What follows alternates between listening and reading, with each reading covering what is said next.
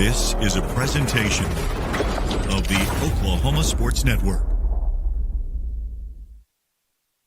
Any other use of this telecast or any pictures, descriptions, or accounts of the game without the Oklahoma Sports Network's consent is prohibited. It may not be reproduced or retransmitted in any form, and the accounts and descriptions of this game.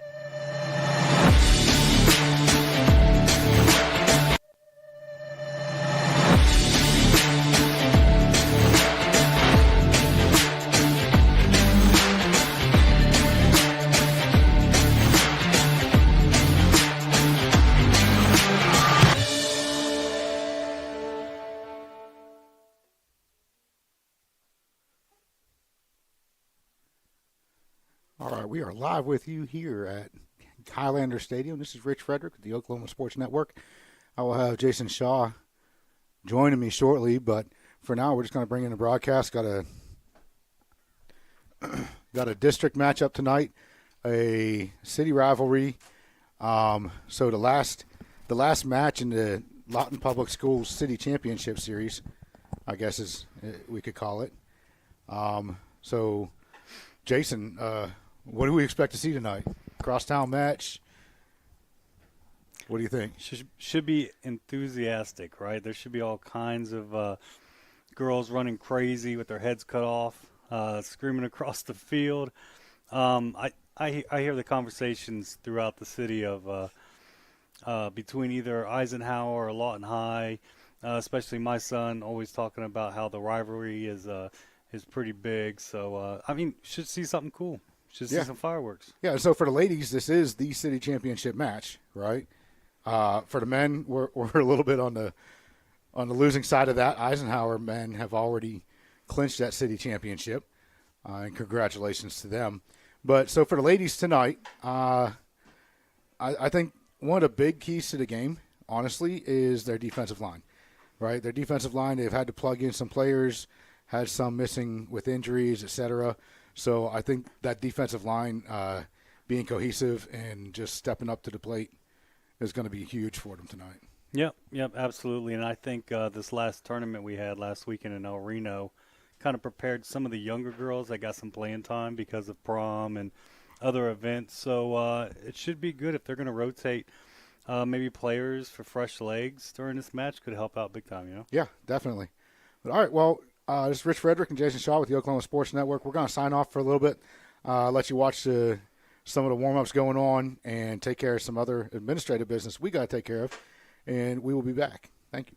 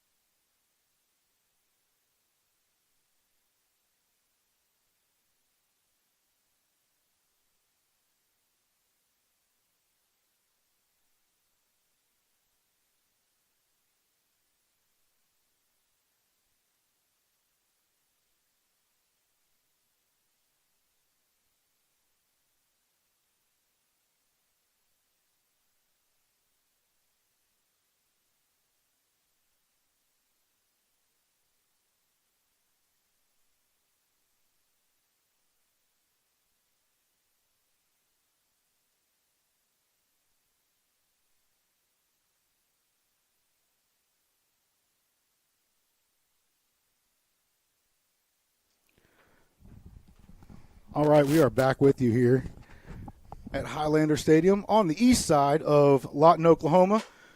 A nice, brisk, breezy day here for some soccer. And waiting on the referees to get situated and the girls to get on the field. And we'll have this ladies' match underway.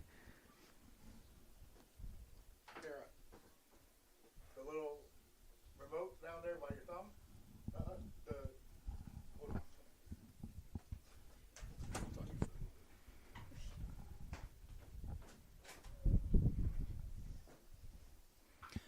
Well, while Rich is getting the camera ready, there's definitely a breeze coming in. Looks like it's coming from, I don't know, it's coming from everywhere.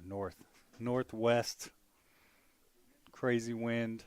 Would have been a beautiful day if we didn't have the overcast, but it's still 58 degrees. I'll take that any day. Should be an interesting match here between the Highlanders and the Wolverines. First time they've met this year. Should be interesting with a new crop of freshmen and also sophomores starting for the first time. All right, I'm back in. All right, once again, Rich Frederick, Jason Shaw. We've been with you twice before over the last few years. Ready to kick off some Highlander soccer here against the Midtown Lady Wolverines. Highlanders definitely expected to win this matchup. Yeah. But how rivalries go. Yeah, you never know. You never know. It's all kind of with the start, the pace, who's going to come out aggressive, who's going to sit back. You know, what type of game plan did the coaches draw up? And the wind can play a factor too here. Yeah, I was just talking about that while you were out there in the elements. Definitely a little strong breeze coming in. So if they kick it high, that shot just there, Ella Isaacson made a good play on that shot. Those shots, you never know what can happen in the wind. Right under the crossbar, over the goalkeeper's hands. A big run for the Highlanders and J.C. Seaton right here. Yep, so you never know. The wind definitely plays a factor. I know last weekend in El Reno, our first game, I think it was gusts of 50 miles an hour. The ball just went up in the air and right out of bounds. Yeah, it's craziness for sure. Got Tara Shaw on the camera for now, filling in for John Burke. Got the times mixed up, so Tara volunteered to step in.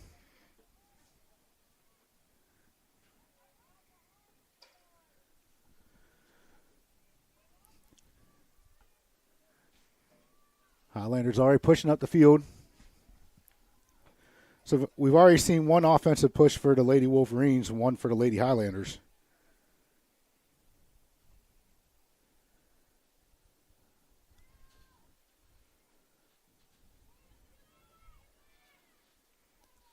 Good play there by Elena Cottony. Could be a good setup right here. Malia Cortez on the ball. She's dangerous with her foot. Her footwork there, and then beautiful ball in just over the crossbar there by Aspen Edwards.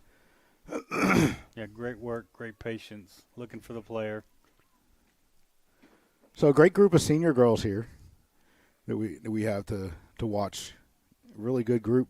They've played some outstanding 3 years so far of soccer. Yeah, there's definitely some talent out there. Oh my goodness, yeah. And most of these girls have been together for a while since I've been watching. So the chemistry is definitely there. The leadership, everyone is talking, communicating. I don't know. It's all right there right now this year. Looking pretty good. Oh, definitely.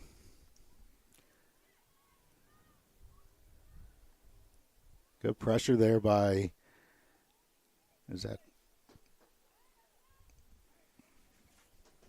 don't know, I missed it. Oh, Barley Hasty.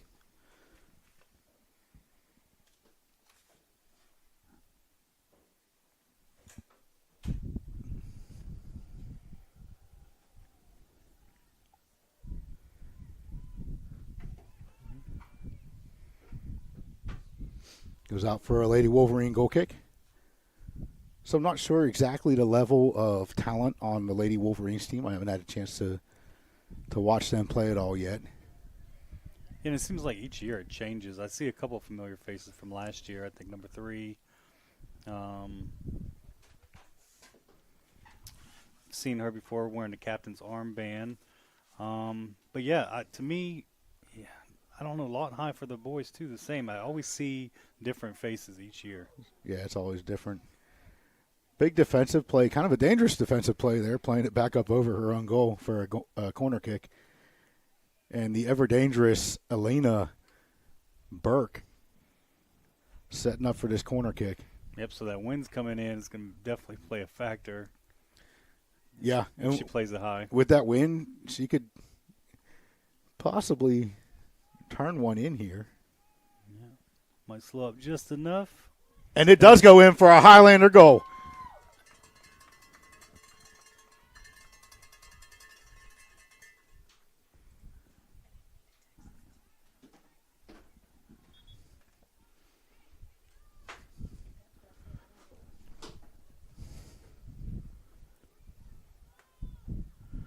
All right. Elena Burke, and it looked like maybe J.C. Seaton got on the other end of that. I don't know, but whoever it was puts us up.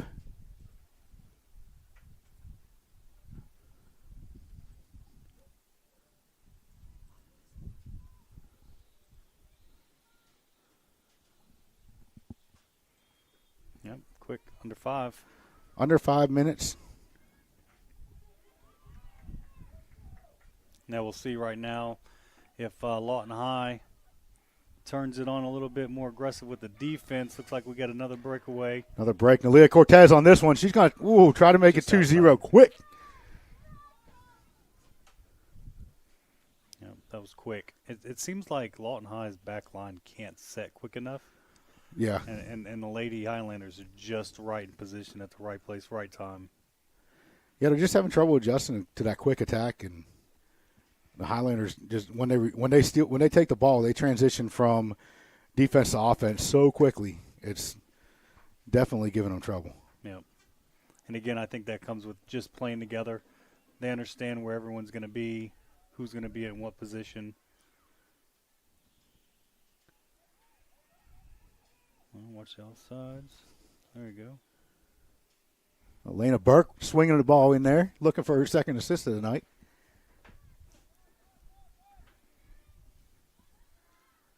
Big clearance by the Lady Wolverine goalkeeper. Good job by Layla Mosby to just escort that ball out. Layla Mosby and Avery Dowdy are our center backs this evening. No Lillian Smith. I don't know if there's an injury there or what's going on, but usually she's the one back there with Avery. But Layla's a super athletic young lady. Quick throw by J.C. Seaton.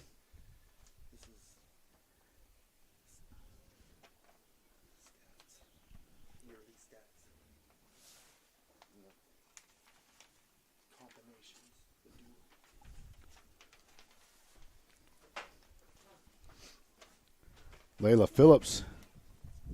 So this is going to mess me up probably tonight. Layla's back here. Layla Phillips as the left back. Layla Mosby as the left center back. But both of them super athletic young ladies, great defenders, huge assets to the team there. You know, that helps when you have speed back there, athleticism, and then also the IQ in the back line. I think that makes for everything at this level, especially high school. If you have a solid back line, you're able to play in front pretty comfortably.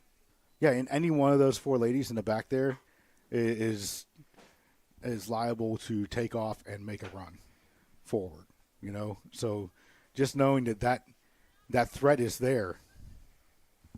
Yeah, you know, to me, when you're able to bring it out of the backfield like that, I just think that's a game changer. Well, that ball's up over from Nalia Cortez for J.C. Seaton. J.C.'s going to look to get a foot on it in the cross. It goes across. It is finished by Elena Burke. Goal, Highlanders.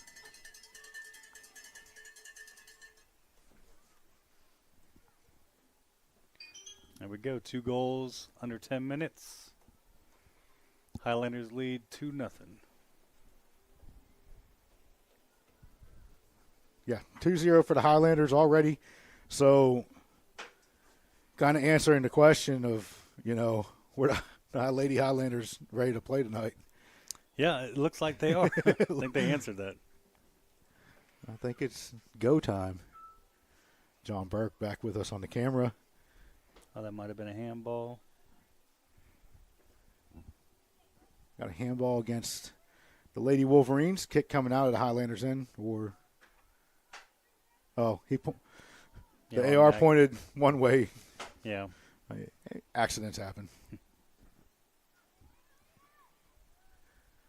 Oh. Ball in there from the Lady Wolverines. Ella Isaacson up to the task, making the save.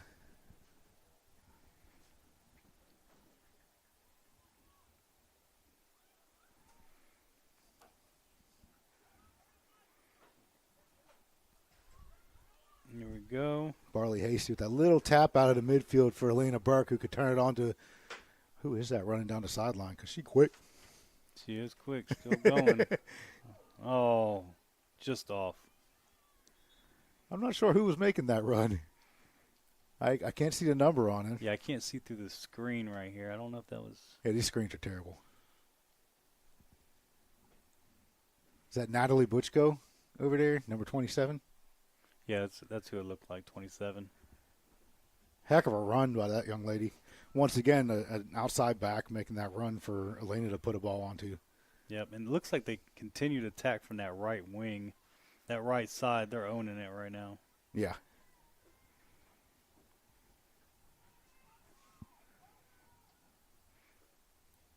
Great throw-in, great lead.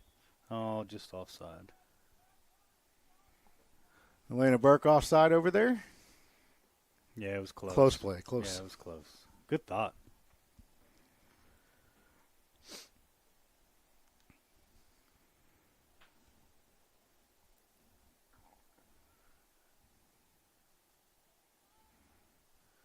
So those of you tuning in, this is going to be our first and final Macarthur soccer broadcast this year. Unfortunately, we have other things going on.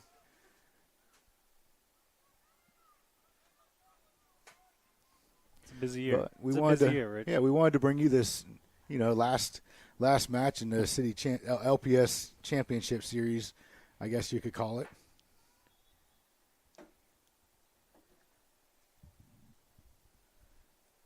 And a big difference from the last couple of years that y'all been watching. There's a Highlander in the middle of the field here. A yellow card for Natalie Butchko. I didn't catch the infraction there.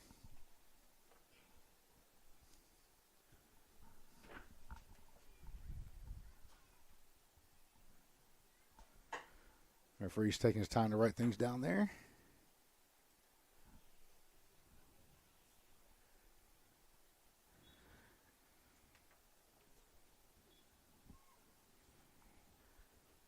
Anyways, I didn't catch what the infraction was over there that she got the yellow card for. Yeah, I didn't see it either. That they restarted with a throw-in. Yeah, so Rich, you were talking about the Highlander on the field? So we got a Highlander in the middle of the field now. Yeah. Right? If you've noticed on any of the Eisenhower broadcasts, you got an eagle in the middle of the field. So, it's different this year having each of the three schools have their own stadium to play in. I think it gives a little bit of pride in what we put in on the field. You're defending your home turf. Yeah. It's a big thing, and it should be a big prideful thing for the boys and girls coming out.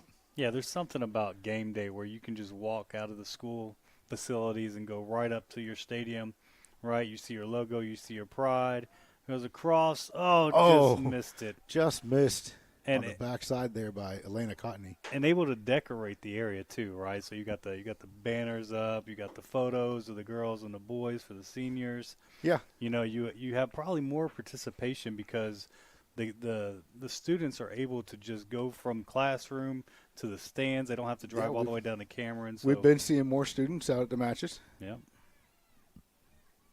Because you got the guys that stay for their track and field practices, guys and gals, stay for track and field practice, tennis practice, whatever they got going on in the school after school, and then they come out to go home and they see people showing up. Well, what's going on up there? Well, there's a soccer game, Let's check it out. They get in for free. Yeah, that's crazy, yeah. And think about it, me, growing up and playing sports in my high school days. It was just, I don't know, something about game day at your own home school, and then the environment when you went to other team schools, So right? big ball in. Sorry to cut you off there. Big ball in by Barley Hasty to get J.C. Seaton behind the defense. I kind of would like to see her take a shot from there, about 30 yards out. I thought she was about to take that shot. Yeah, test that keeper. You never know what's going to happen, especially with the wind. Aspen Edwards with the steal. And go from the right wing again. And push him back in. Elena Burke looking for another assist to add the goal. Oh, she does get the center. Good defense. Just a lot of confusion and disorganization by the Lady Wolverines defense back there. Mm-hmm. Almost cost them another one. Yeah. But anyway, so like 50 years ago when Jason and I were in high school, we defended our home turf. Yeah, so it's definitely cool to see this, Rich. You know, I've been living in this area for probably 15 years now, and this is the first time that I can remember where soccer or football has been played at the high school. So Yeah. Other than tournaments, obviously, but yeah, this is pretty cool.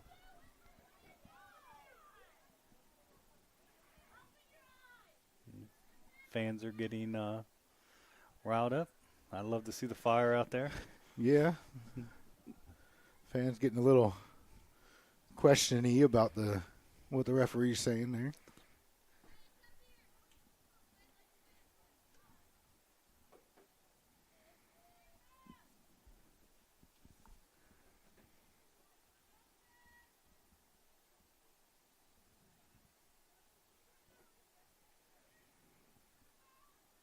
Good play by Layla Phillips to step into that and stop that attack.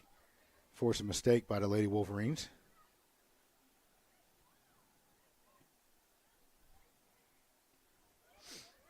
Mosby gets the ball to Elena Cotney. She plays one over. J.C. Seaton's fast. She might be able to get onto this ball. She makes the keeper make a mistake there, and it squirts out to Elena Burke, who puts the ball to Barley Hasty. Barley Hasty gets the goal. 3-0 for the Highlanders. Ooh, that thought of coming out for the goalkeeper really came back. I don't think she had much of a choice, though. She didn't. I mean, but it surprised me to come out, a little past the box as fast as she did. Yeah. But it was, I think she needed to come out quicker, earlier. I would have said just a little slower, but that's okay. Because you don't want J.C. Seaton to get that ball onto her feet. Yeah. Yeah, I just didn't think she was going to be able to clear that ball. That's the only reason I say that. Yeah. But yeah, either way, at least she was thinking. She wasn't just standing in place. She actually did something, and great goal by the Highlanders.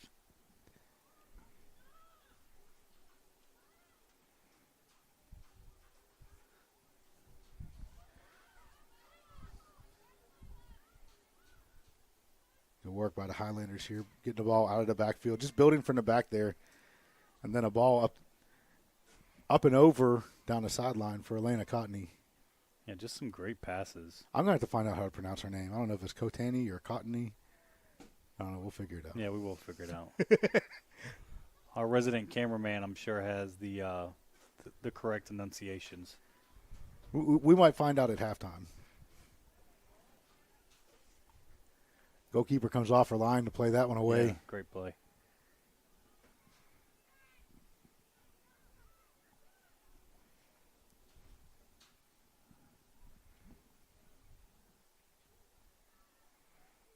So their goalkeeper is Aaron, I believe. Stand by. Yeah, Aaron Biegler. She plays goalkeeper at Lawton Soccer Club, where I know she has in the past, and she's been a pretty solid goalkeeper.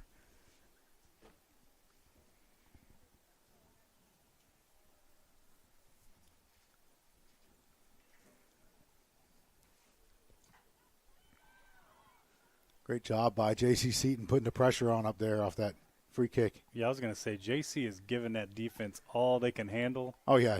Between J.C., Elena, and Barley, and J.C. Seaton puts that one onto her left foot.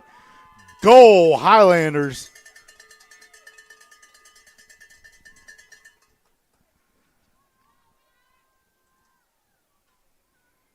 Four 4-0 We're less than halfway through the first half.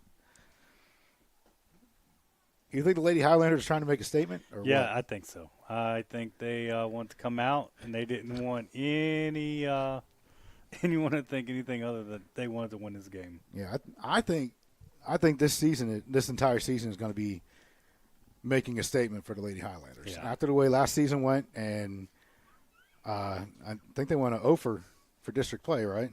Yep. Last season, so just coming out this year to make a statement and let everyone know we ain't playing around.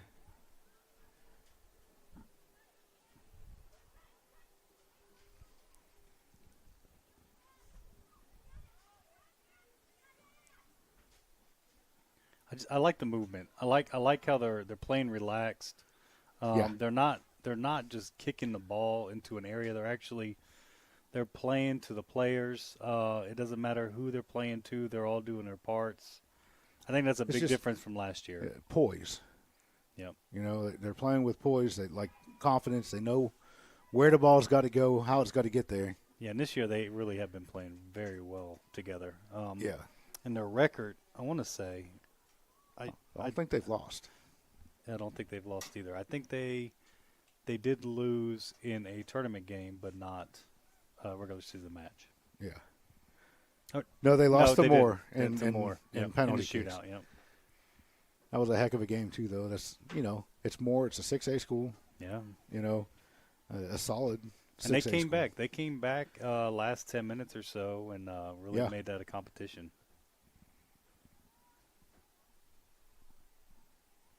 I'll tell you what, though, up at Moore, they had a great barbecue food truck. Yep. You know what's crazy? My son kept talking about the wood chips and how he would fall and he would look at his hand. Yeah, that's what they're saying. And there was chips wood sticking out of their hands. I said, that's pretty crazy. in the turf. Yeah, I'm kind of mad I didn't get that barbecue, though. Foul against the Lady Wolverines.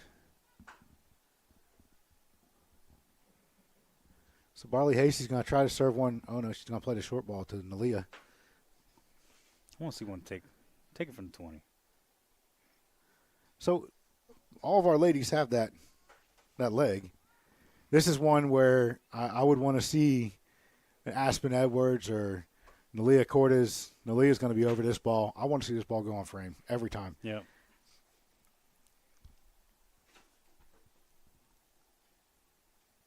I feel like during the And she puts it up there on frame, and goalkeeper mishandles it, goes out for a corner kick. And I feel like during tight competitions, taking those shots out at that distance is huge. Yeah. Because you never know what's going to happen. It just seems like they're looking for that perfect shot. But if they can work on it now, when they get to those, stressful games, then maybe It'll come natural. yeah, exactly. Yeah. Got more crowd trickling in here. It's a good turnout for a colder day. Yeah, a chilly, windy day like this. Ball into the middle. Bounced around there a little bit. Goalkeeper ends up coming up with it. Had a couple chances there. Didn't capitalize on them.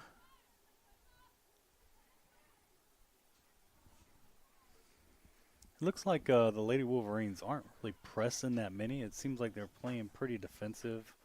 I got it. The Lady Highlanders have been pressing, so of course that's kind of been their natural position. But I feel like that they put more numbers up there. Catching Emma Hart and Deanne Tate on a break here.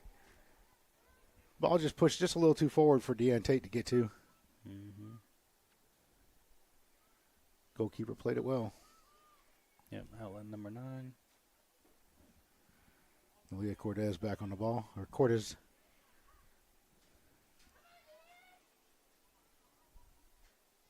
Oh, unlucky. Deanne Tate takes that there. Good defense up top there by Deanne. When you have girls that can play defense up there and just stick them back there, Nalia Cortez looks for the shot out there. She's going to look for it again. It comes off of the face of a Lady Wolverine. Referee's going to stop play. Yeah, check on that. So anytime you have a head injury or a suspected head injury, you want to stop. Stop, check them out. They're kids, you know. Yep. Yeah, especially to the head.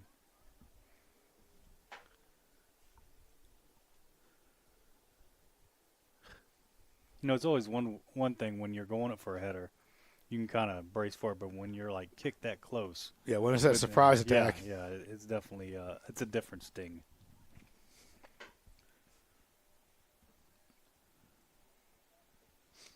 Kind of like if you're boxing, you bite on that fake body shot and end up taking one across the chin. Yep.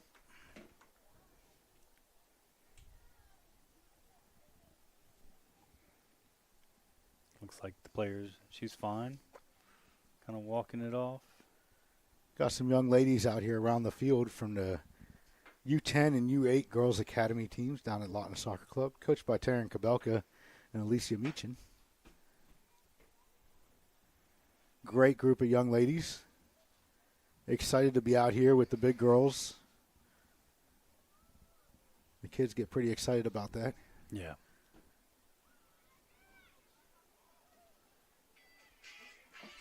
Layla Mosby with the athletic play back here.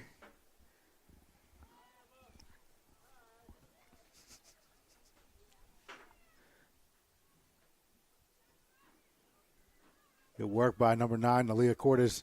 Gets that ball out there to Mason Cortez. Good move by Mason. Just didn't have enough on the ball, pushed out to the sideline for Brinley Clark, who's another freshman that has absolutely been amazing this year. Yeah, yes, she has. She's been right back most of the season. She's been starting most of the season, but yeah, and that's going to be good for her if she's able to start a freshman year. The experience she's going to have as a senior, but she's not just starting; she's making an impact. She's making an impact. Girl's good. That's the one. Like, you can have players that start, you know, but when you have those players that just come out of nowhere, first season they end up taking a starting role. Not only taking a starting role, but making an impact. That's huge. Yeah, well, and also the quality of players for the Lady Highlanders too. You know, to start as a freshman, that's pretty big. Yeah, because you're not beating bums for that starting position. You're beating some solid players out. Mm-hmm. Leah's going to look for one through to Emma Hart. Emma Hart catches that one on the run. She's going to try to get a shot off here. Shot goes in. Oh, great save by Aaron on the goalkeeper there. Beautiful shot by Emma Hart. Been seeing Emma Hart play soccer since she was a wee one back at U8. Strong player. Great young lady. Great young lady, great family. Good supportive family. If she scores, you'll probably be able to hear her dad in the stands on the broadcast, whatever it is he says. He's such a big supporter, which, you know, I love it when parents support their kids as much as they do. Nalia Cortez in the midfield, lays it off to Aspen Edwards. Emma Hart is just offside, though. Yeah, I was going to say that back line was disciplined. They were waiting for that on. Yeah, they stayed up there. Mm-hmm.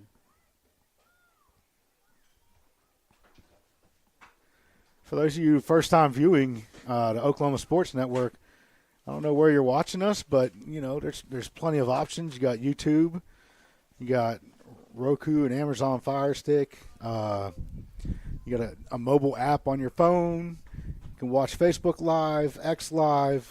We are everywhere.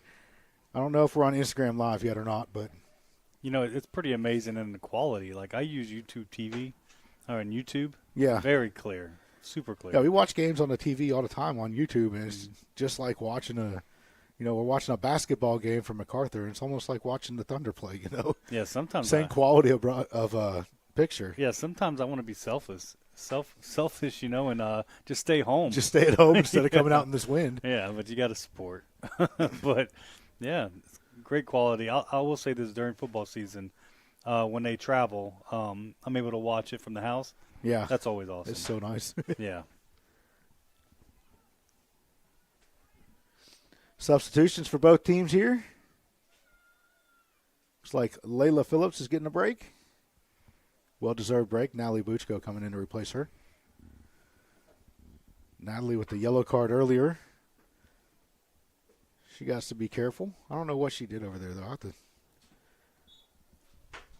do some texting and find out because I'm nosy.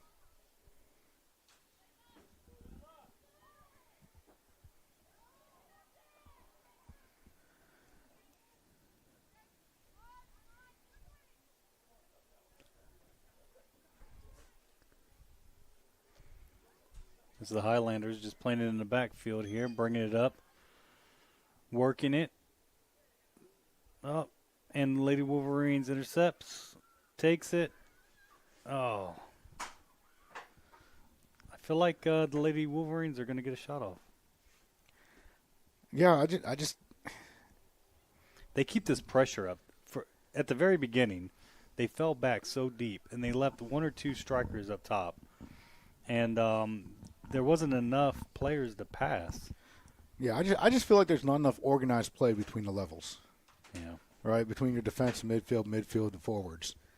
There's not enough organized play between them to mesh and work together on the attack. Yeah. Yeah, sometimes the players have to close the distance to make that pass a little more realistic. Bad pass by Mason Cortez. Got taken by the Wolverines and taken right back by the Highlanders, which Mason Cortez on the run out there. Deanne Tate on the run. Great play by the keeper. Keeper comes off her line. This is going to be a big shot, hopefully, by Brinley.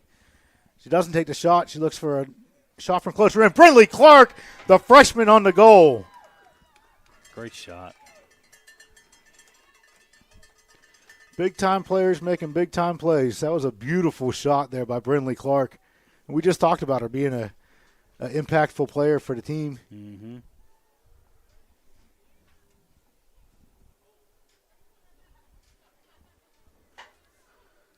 Yeah, that was a great shot. Yeah, and goalie was in position. At first wasn't, but then was in position, and just so high with that wind, it was probably hard to judge, but beautiful shot. Fix my clock here for y'all, ladies and gentlemen. I don't know what's going on with it.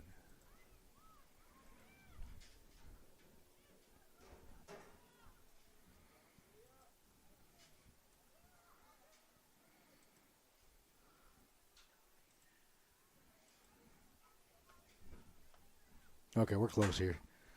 So 13 and a half minutes left in the first half. Right now we're sitting at 5-0 for the Lady Highlanders over the Lady Wolverines. And God, that was, oh my gosh, that was a beautiful shot by Brinley. It really was. Hope she clips that tonight. Yeah, she needs to go ahead and that. Screen record that, zoom in, keep it for a highlight reel for herself. Yeah, something to remember. The ball's played out by the Lady Wolverine defense. And I think it's fair to say this is the first match here on this field between the Lady Highlanders and the Wolverines. Between the Wolverines and Highlanders, yes. We had two matches already that were non-district. One was a preseason scrimmage, one like preseason game. But first district game on this field, first match, inter-city match on this field. Yeah, a lot of firsts. Yes, sir. That ball is overcooked a little bit by, looks like Nalia took the kick. A little too spicy on that one. I think it'd be interesting to see if the Lady Wolverines change tactics. They do something different. If maybe they take one from the backfield, put in the midfield, give a little more pressure, or if they just kind of park the bus. Yeah, it looks like the Lady Highlanders. You know, and I always say sold out the entire midfield there. Yeah, I always say, Rich, like if you're playing in the back, like that's not defense to me. Defense would be press it forward where the other team isn't taking any shots. Yeah, there's a difference between parking the bus and playing defense. And if you park the bus and you just want to, just keep the ball pushed forward, just stay back here and let it come through and just hammer it forward all the time, that's different than playing a defensive game. Yeah, absolutely.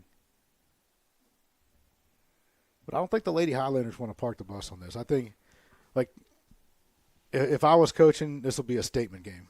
Yeah. 100%. Absolutely. Yeah. Yeah, and I guess my point was the Lady Wolverines are coming back so far. It's like they're playing a defensive game, and they're not getting that offense They're not to give pressing their high. defense some relief, Yep. you know? But their midfield is just getting totally Oh, yeah. outworked. Deanne Tate's trying to push through here. Doesn't quite get a foot on that.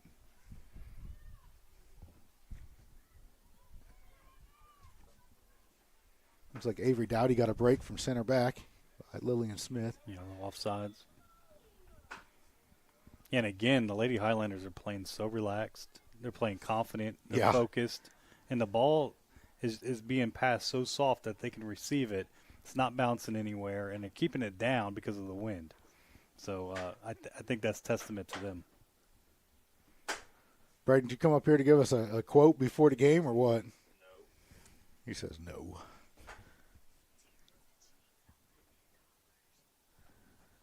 My son, Braden Frederick, one of the seniors for the Highlander men's team up here. Trying to talk to Mom real quick since she's running the scoreboard.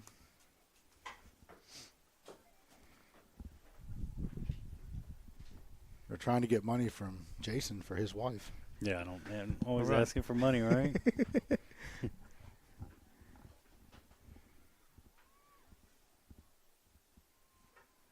Women, you know, can't live with them, can't get rich with them either.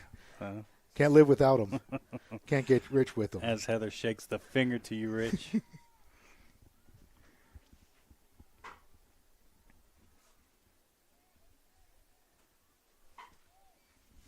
Free kick for the Lady Highlanders.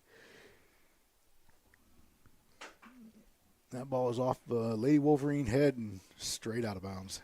I will say the Lady Wolverines were first to that touch, so they're definitely still in the game. I think one more goal kind of puts the dagger in this. Yeah. Like it's gonna. Like physically, is it possible to come back? Yes, but like mentally, it'll put the dagger in the Lady Wolverines, I think. Yep. And I mean, this could also give more opportunities for players that maybe didn't see the field that much this year. Yeah. Maybe get a little more deeper with the bench, get some more experience out there. You never know when you're going to be 100%. called. So Throw in for the Lady Highlanders. Natalie trying to pick out a target, ends up with a Lady Wolverine target. Elena's going to. She tried to push that one up the sideline for Emma Hart. There just wasn't enough space to get it up there. In case you think the ladies look cold out there, it is kind of chilly and windy. This is Oklahoma. yeah, you're not lying. You know, and for the fans, I think the fans are really cold. But if you're playing right now, you might like it a little bit. Yeah. You know. as Oh long yeah. as If you're playing, you want Yeah. it chilled a little bit. Yeah. So our last match against the Eisenhower Eagles, between the two teams, there were just so many kids going down with cramps and all that. I was watching it on OSN on Billy Palmer's broadcast from Syracuse, New York, and it was just every time I looked up from the couch there, I was like, man, there's someone else down with a cramp. Yeah, that last game too against Eisenhower, it was definitely a little warm. It was warm, and you can tell the kids weren't used to it yet because Yeah.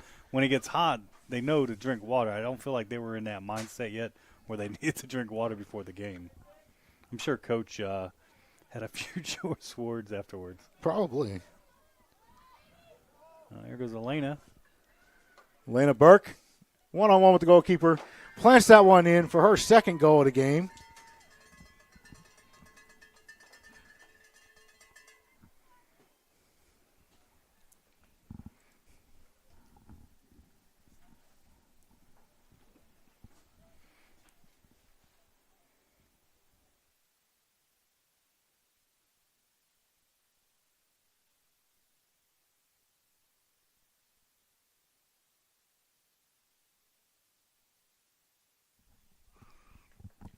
All right.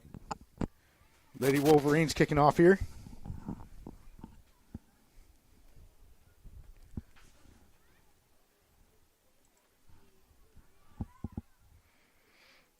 6-0. 6-0 with 6:33 left in the half. Lady Highlanders are still pressing on that right side. They're pressing hard, too. They had like 6 or 7 offside calls already. That's how you know a team's being, like, ultra aggressive. Yeah.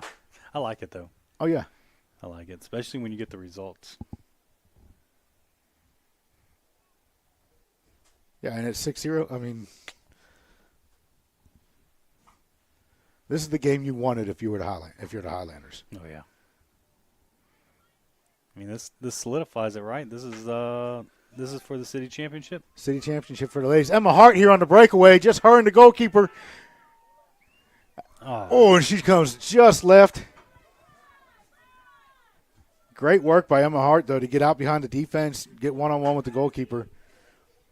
And you will be amazed at how hard that actually is. Yeah. That goalkeeper gets really big in that situation, and the goal gets really small. Yes.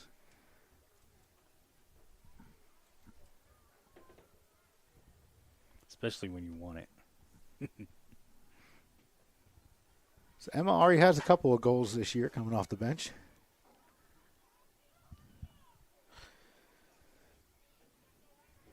Great passing.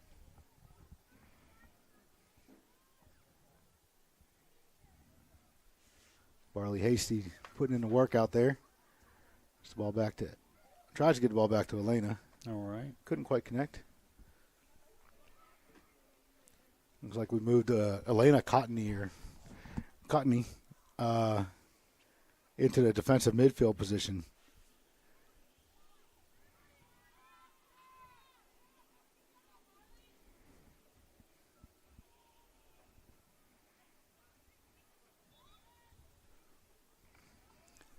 There's some really good talent on the Highlander side.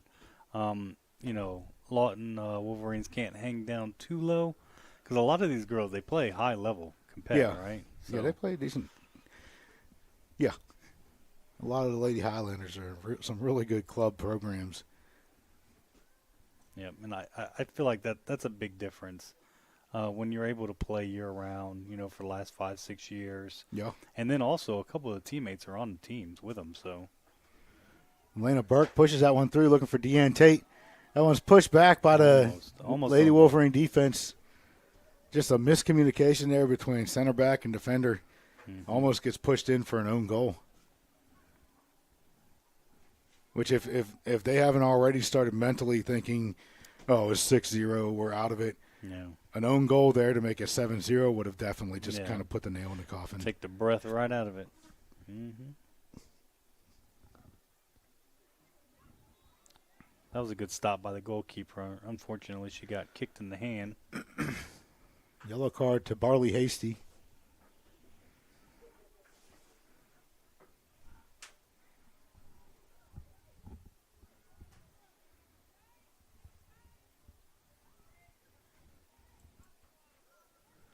For that challenge there on the goalkeeper.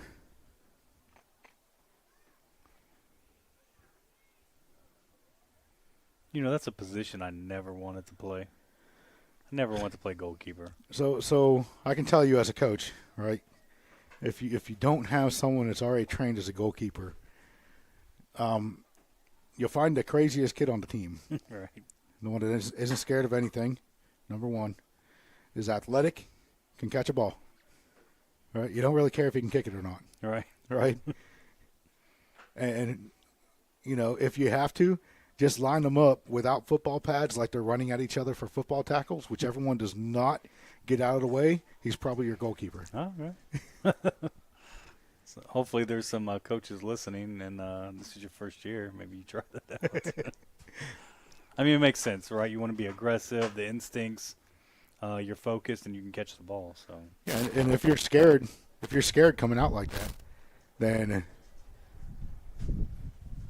that causes problems for your team. Mm-hmm.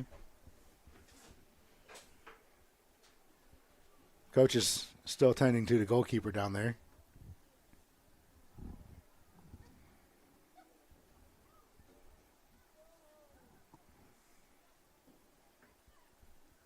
Looks like the referee trying to explain some stuff. It looked like when the goalkeeper first got the ball in her hand, Barley put a foot in there and kicked it out of her hand. I don't know if she caught some hand or what. But hopefully this young lady's going to be okay. Looks like we got a Lady Wolverine on the, on the sideline dressing to Keeper change, right? to come in and substitute for the starting goalkeeper. Referee talking to coach over there. You know, this could be a big opportunity because you don't always just rotate goalkeepers, right? So this young lady does pretty well. They're going to remember that, and there could be a especially in a competition. game like this. Yeah, big opportunity. But I can tell you from the other side of the coin, on the Highlanders, these girls are they're licking their chops. Oh yeah, fresh. They're seeing it as a fresh goalkeeper in there. Let's see what we can do.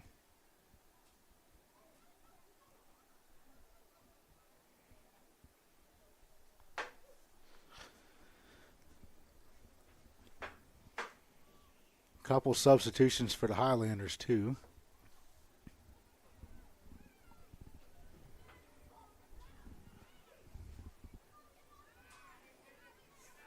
Looks like Allie Gordon coming in on the defense there, number 24.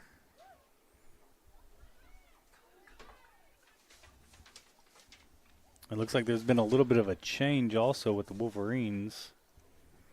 Number 3 was playing far up at right wing, now kind of playing more in a back position. Looks like a right back. Yeah.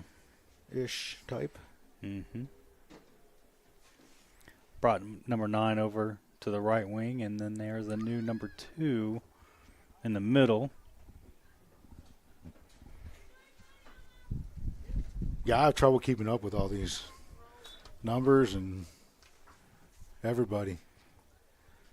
Highlanders getting some of their senior leaders some breaks here.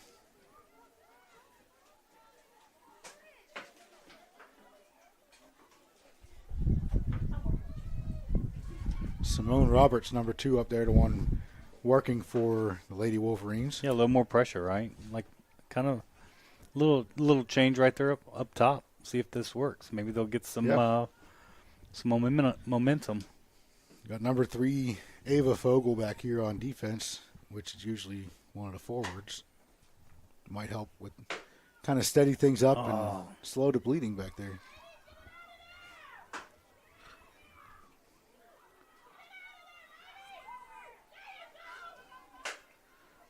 Lady Highlanders putting some work in inside their own penalty area. Brinley Clark just made some weird jump and trying to head that ball, but it was so far over her head. Yeah. Like it looked like a dance move, possibly. Yeah, right, with a little turn. All this we've been talking good about you, Brinley, and you make a crazy dance move on the field. That's awesome.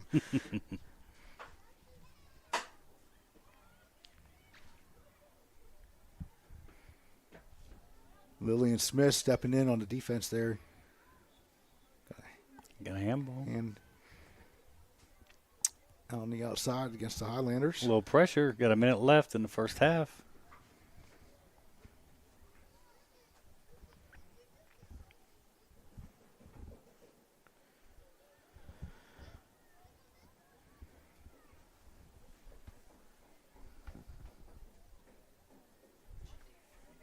Lana Burke. Good clear. Oh, almost had a counter.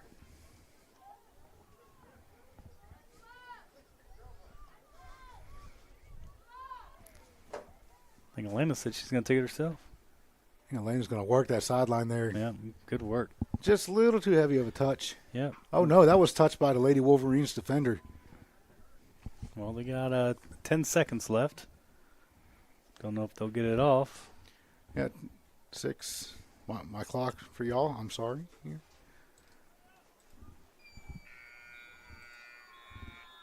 And that's time. All right, here we go at halftime. Lady Highlanders up 6-0 on the Lady Wolverines for this city championship. Jason, what do you think? Yeah, I think it's what we're seeing, right? We're seeing just a relaxed, calm, methodical Lady Highlanders pushing it up the field, dominating on the right side. Midfield's intact. They just look so comfortable and poised. I just see our midfield is completely outmatching their midfield. Yeah. Right? So we're owning that midfield game, which comes in huge. Yeah, the connections with the passes, they're getting, 5, 6, 7, 8 passes in a row consistently. Just being able to control the possession. And the way they look is just, they're just so relaxed, and they look like they know what they're doing. Yes, sir. All right. Well, we're going to take you to a few commercials here. And we'll be back with you. Halftime with Lady Highlanders, Lady Wolverines, 6-0 for the Highlanders. Let's see how it goes in the second half.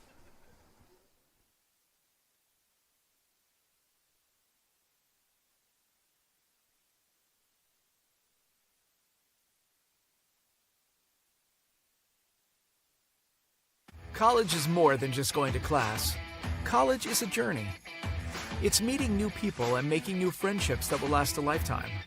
It's learning from professors who care about you and your success. And finding out it can be really fun and rewarding. It's discovering that thing you want to do for the rest of your life. Cameron University is all about helping you grow and succeed. Because your success is our success.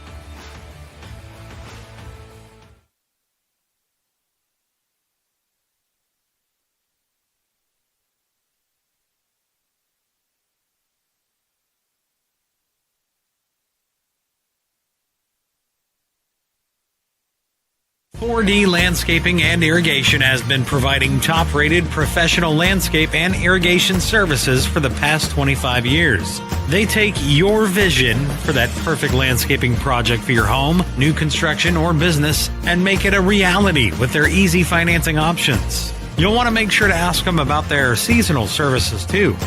4D Landscaping and Irrigation. Call 510-9983.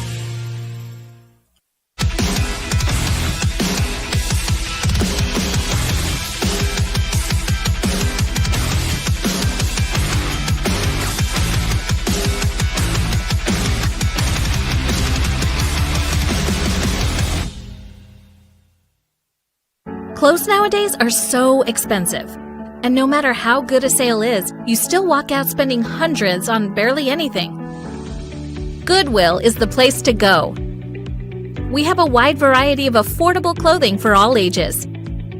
To help you save, we have weekly specials from half off to 99-cent items. Make sure to check out our colors of the week before you start shopping to get more for less. Save at your local Goodwill today.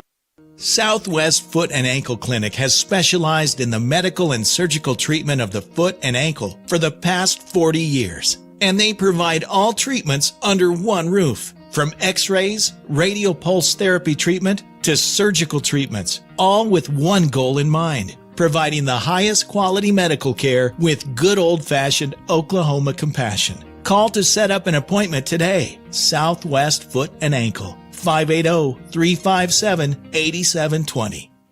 When it comes to your health, you want and deserve the best. You want a hospital with the highest quality scores in the region and one that provides safe, excellent care. Southwestern Medical Center has been a part of this community for 115 years and has a history of delivering compassionate, skilled health care to Lawton and Fort Sill. Choose the hospital that has always put the health of this community first. Southwestern Medical Center. Be well. Live well. That's why we're here. Landmarks. They stand as symbols, reminding us of history and moments that shape our lives. We create our own landmarks. At Becker Raybon Funeral Home, we understand the importance of honoring these moments. Let our compassionate team help you celebrate the life and legacy of your loved one. Offering a range of services to honor the stories that matter most, we believe that every life leaves a mark that deserves to be cherished and remembered. Becker Raybon Funeral Home, honoring the landmarks of your life. The heart of Oklahoma, where your home isn't just a place, it's your peace. At Century Roofing, we understand the importance of protecting your peace. We're experts in roofing technology, techniques, and customer service because we care about Oklahoma and we care about you. At Century Roofing, we combine quality craftsmanship and exceptional service because your home deserves the best. Century Roofing, staying on guard for Oklahoma.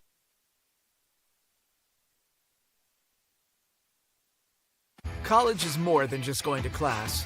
College is a journey. It's meeting new people and making new friendships that will last a lifetime. It's learning from professors who care about you and your success. And finding out it can be really fun and rewarding. It's discovering that thing you want to do for the rest of your life. Cameron University is all about helping you grow and succeed. Because your success is our success. Your job can get dirty. You need a solution. At Waste Solutions, we offer front-end loaders, roll-off containers, and dumpsters for any job, large or small. Our services are for everybody, from small businesses to contractors to construction companies and everyone in between.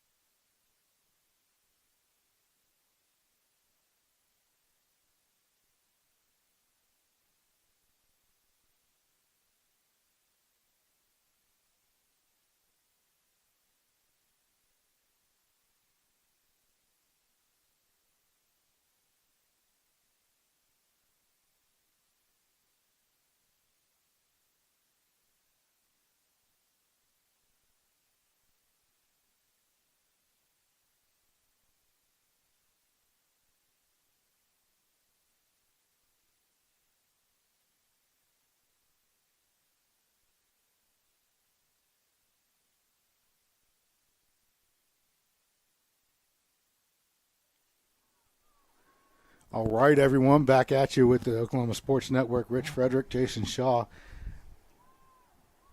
So, Jason, what do you think the Highlanders are going to do here? Are they going to just keep their foot on the gas, or do you think they're going to pull up a little bit? I don't know. Part of me says, let's do possession. Let's do something we haven't done. If this was competition going into the playoffs, what do we see and how do we simulate that, right? It's essentially almost like another practice, but you could just go ahead and end it fresh legs. Is there another game this week? I don't think so. So you're not resting anybody. So, I use it as almost like another practice. Yeah, I mean, I'll be honest. I'd say we're going to keep our foot on the gas, and because you got Noble coming up. Noble's a big game. That's a tough district game for the ladies. I don't know about the men. I know the ladies have had a solid squad the last couple of years, and once again that with district play and kind of falling flat on our face last year, right? Wanting to make that statement, saying we are here, we're ready to play, let's go. Yeah, I mean, I'm with it either way. I guess we're going to find out here in the first 10 minutes what's going to happen. It doesn't look like there's any substitutions. All the starters seem to be in. Yeah, it looks like we're back to the starting 11 here. Yeah. With the exception of the left wing, put Emma Hart over there.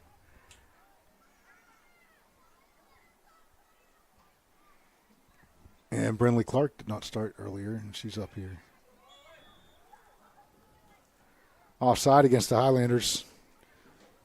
That kind of shows me that we're going to go ahead and be aggressive a little bit here. Yeah, looks like it. Being offside already and pushing that hard up forward. Yep. The other thing, I look at the defense and I see 3 back. So, definitely not being conservative. Layla Phillips pushed up pretty high on that backside, on the left side over there, the farthest away from us. And Brinley Clark on this side is even pushed up about 10, 15 yards. Yeah. Aspen Edwards steps into that one. JC has Nalia on the run. Nalia gets that ball on the run. She's going to have a good opportunity here. Just puts it wide right, and she sits on the floor for a second. Yeah, that's hard, too. When you're running that fast and you try to turn your hips that quick. Yeah, it's hard to get those hips turned. Yeah. Good try.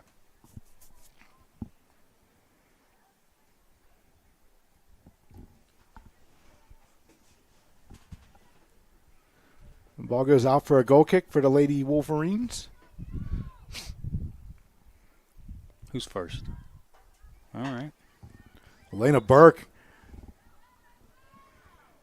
Get the foul called against the Highlanders. Lady Wolverines going to have a kick. Just a little too much, but playing aggressive, that's good. You want to see that. Yeah, I think he just kind of said she played through her instead of, I don't know.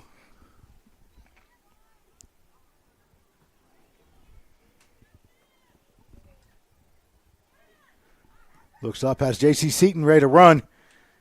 And when J.C.'s ready to run, she just smokes. Like that. She moves. Mm-hmm.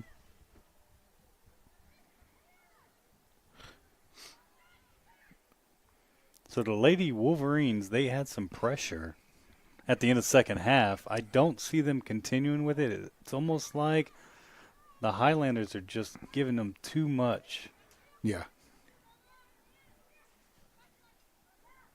Great passing. Brinley Clark way forward up there. Barley Hasty puts the ball into the middle. It's kind of a weak ball right at the goalkeeper there. But they're still working to create offense. I love seeing it. Yep.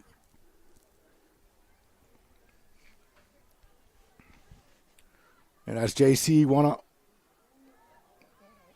with the goalkeeper makes a good play there.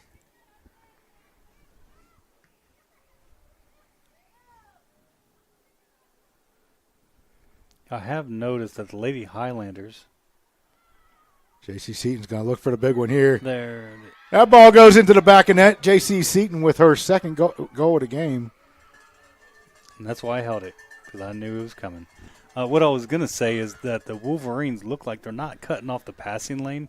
They're coming in direct, and they're giving the Lady Highlanders options on the left and right side. So the passing is too easy at this point. Oh, completely agree.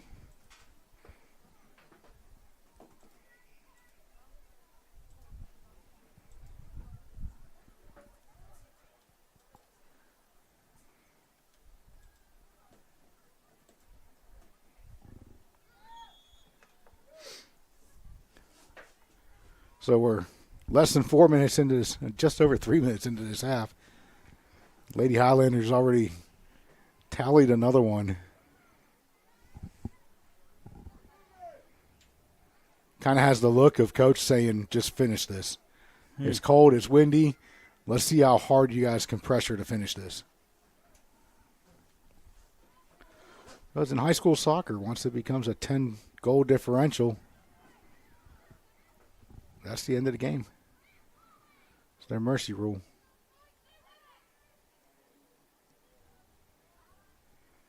And you think about it, if you're the Wolverines, you can look at it one or two ways. Either you're going to feel sorry about yourself, or you're just going to use this as motivation and get better as a team, you know.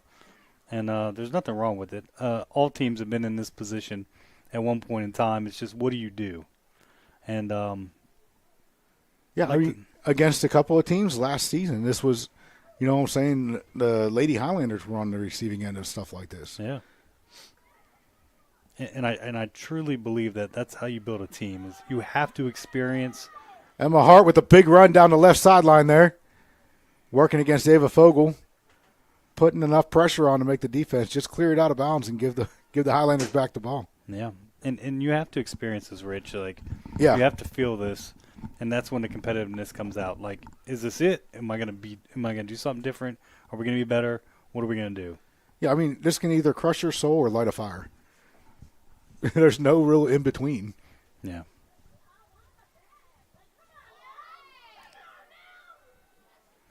A little passion from the fans. A little bit of yelling from the fans.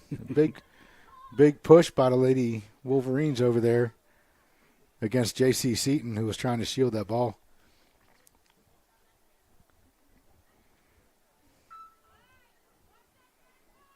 Elena Burke gets the free kick here. And that one's smooth, on target. Mm-hmm.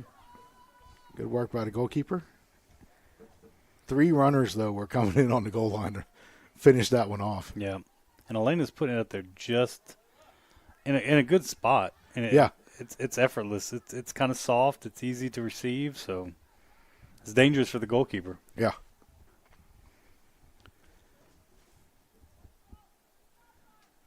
Emma Hart over on that left wing putting in some work tonight. Leah Cordes on this ball. Gets a ball through for JC. JC goes ahead and goes for the finish there, but she was offside. Yeah. Goalkeeper came out. I mean, this is the change. This isn't the starting keeper, and not too bad. Not at all.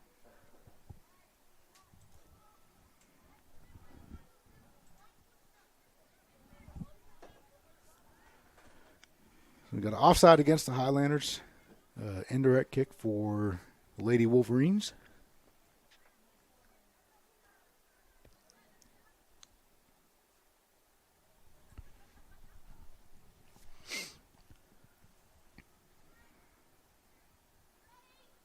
Still the full assortment of Lady Highlander starters on the field.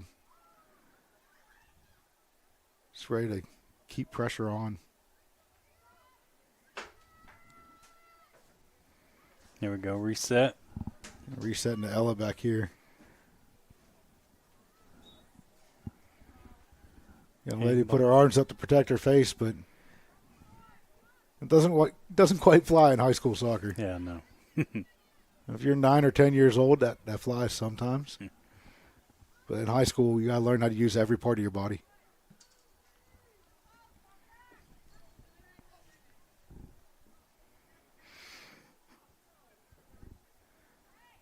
That ball's between the two fences.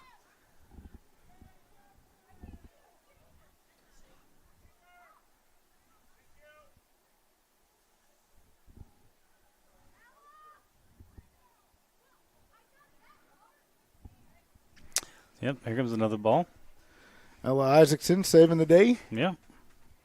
Looks like the ball got stuck between the bleachers. Well, it's down there between the bleachers and that black fence. Mm-hmm. Well, she's moving. Oh, just whiffed. Yeah, JC couldn't quite get a good foot on that one to get it across. A lot of physical play down there by the Lady Wolverine defenders.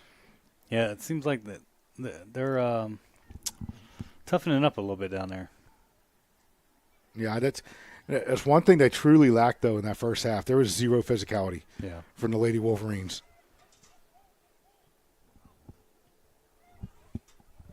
That ball goes up over. Barley Hasty with a goal.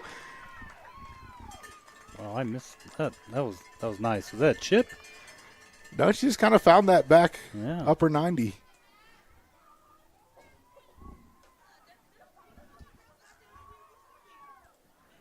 Looking at a score line of 8-0 for the Lady Highlanders.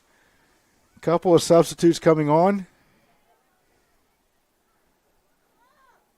I think J.C. Seaton's going to take her curtain call for the day. Nalia Cortez is going to take her curtain call for the day. That's going to be it for those two probably. Or no, Nalia's staying on. Moving out to the wing. And see who else came off. Emma Hart came off.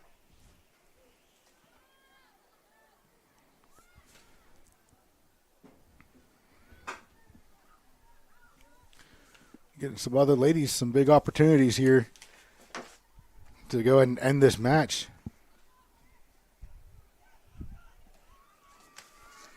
Throw in for the Wolverines.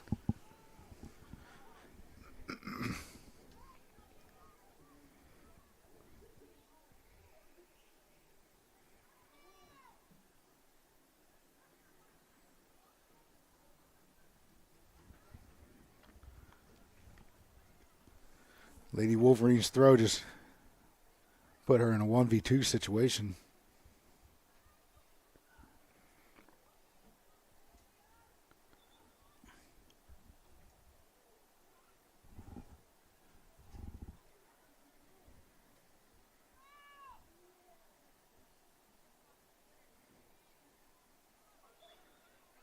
Definitely a foul against the Lady Highlanders there. Can't see a number.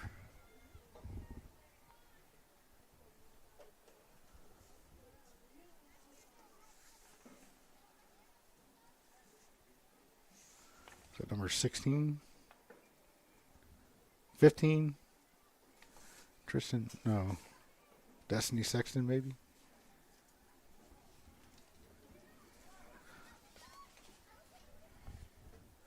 Leah Cortez making some moves, getting that ball into Elena Burke. Elena Burke is on.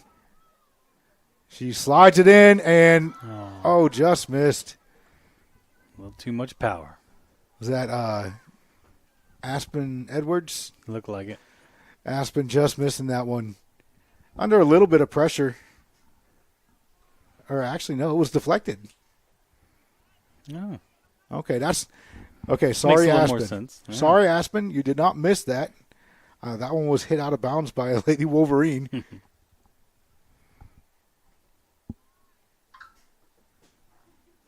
Great ball in by Nalia Cortez. Great run by Elena Burke and sliding the ball over.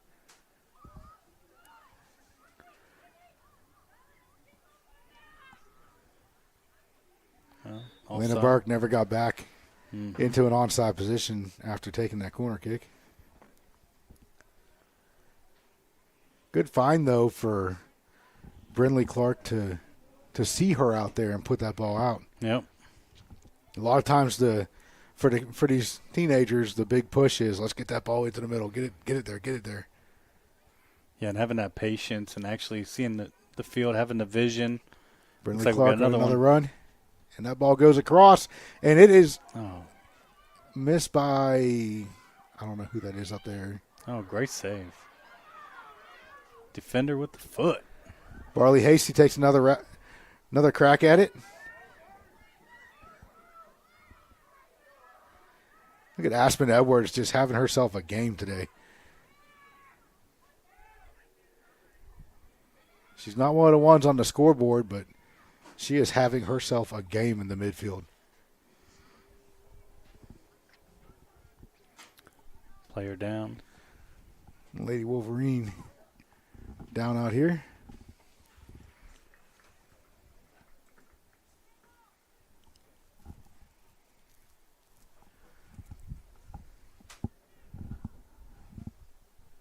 Another Lady Wolverine down.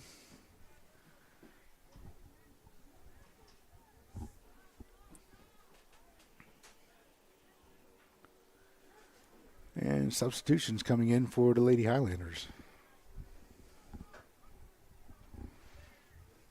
Yep, got a little over 27 minutes left. Barley Hasty, you gotta think that's probably her curtain call for the night too.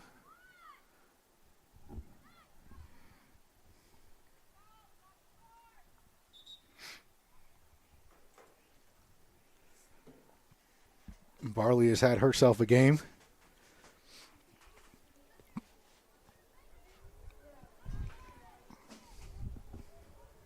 I've unfortunately lost track of who has scored how many, but there's been a lot of them. And just an overall great game by the Lady Highlanders. Brinley Clark with some amazing play out there on the wing to beat her player. Showing off the footwork. And out.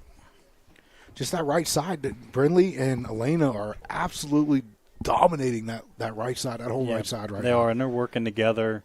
You can tell the chemistry's there. And to Mac's credit, well, I would say the difference between Lawton High not pressing or understanding that, coming in and filling that void, the Highlanders are just exposing it. Yep.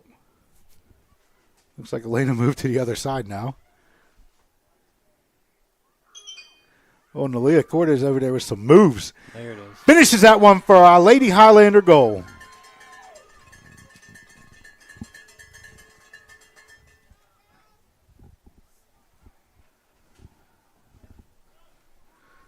(9-0) on the scoreboard here for the Lady Highlanders.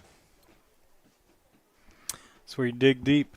That's where you dig deep, Rich, with the if you're a Lawton Wolverine, you got to find something. Don't just roll over. Play hard. Try to make this game last another 25 minutes. Yep. 26 and a half minutes. Yep. Elena Burke coming off. That was Nalia over there that scored, right? I think so. I don't know. If I got it wrong, someone will let me know tomorrow, I'm sure. Comment section will be filled up. Yep, or I'll be getting text messages. Oh, my goodness, I can't believe.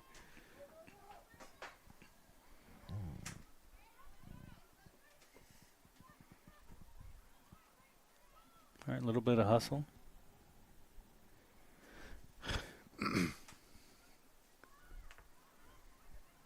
Yeah, a little too much.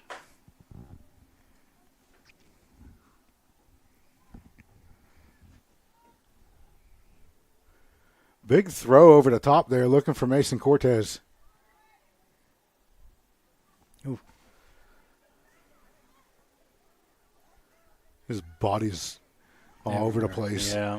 That ball is through. Brinley Clark is onto it, and can't tell who the other runner is there. Yeah, keeper came out. Oh, that was Aspen Edwards. Great job on by a the run keeper. again. Yeah.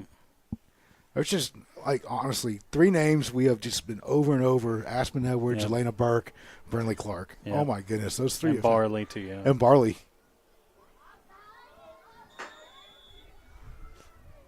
Got an offside called against the Lady Wolverines here. Yeah, you know what? That's a good sign, Rich. They're That's the first being one today. aggressive, right? Yeah. They're on that line.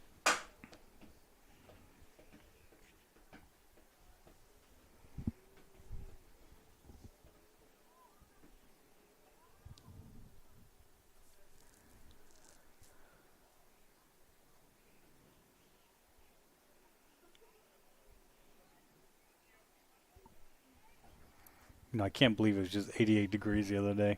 Oh, my goodness. Then we get this tonight. Yeah. Of course. Well, spring soccer season. Always on a game day, right? Yep. Spring soccer, that's how it is. Aspen Edwards, I'd like to see her take a hit from there. Mm-hmm. Brinley Clark just offside.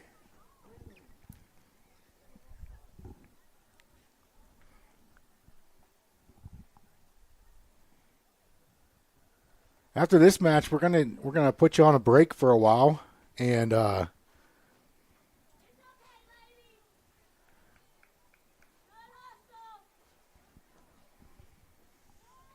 get our break in. You might not think it, but this is kind of taxing. Especially when Rich is doing double duties up here. Announcing, things for the concession stand. Everyone coming in asking questions. Yeah, we do a little bit of everything. Your local rules analysts.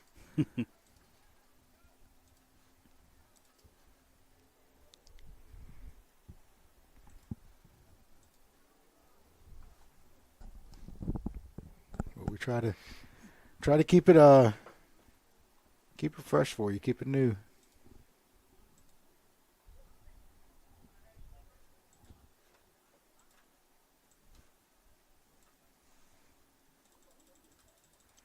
Seems like the Lady Wolverine is up and moving. That's a good sign. Yeah.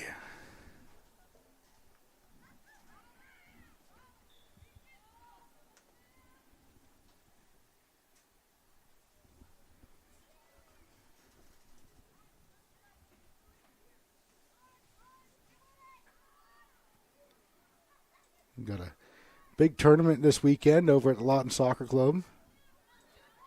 For those soccer buffs in town, wanting to go find something to do, hit that place up.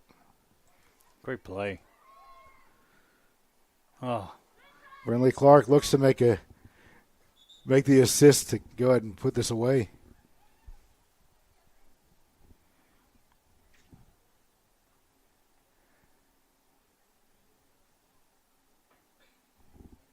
Another large group of substitutions coming in. Aspen Edwards coming off. Brinley Clark coming off.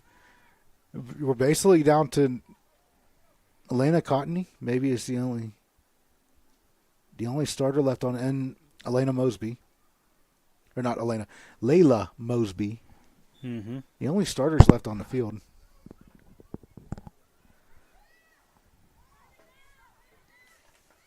See what they can do.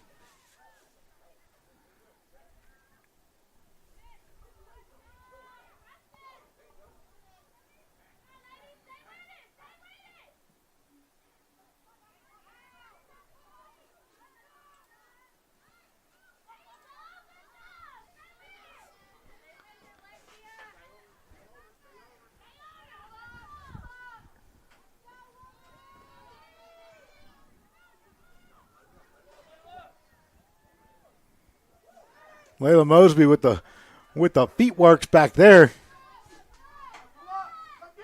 Good ball out to Alexia Jewell. Just missed touch there.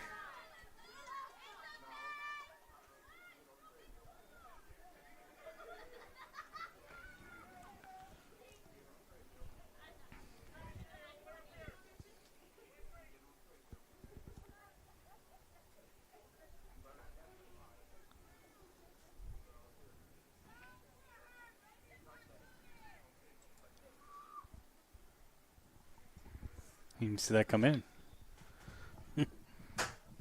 So high school soccer is different than club soccer in that aspect. In club soccer, if a throw-in does not come in play, they retake the throw. Mm-hmm. High school soccer, if it does not come into play, it turns over possession. Nice. I've seen many coaches argue that with referees. Yeah. Forget where they're at, right? Yep.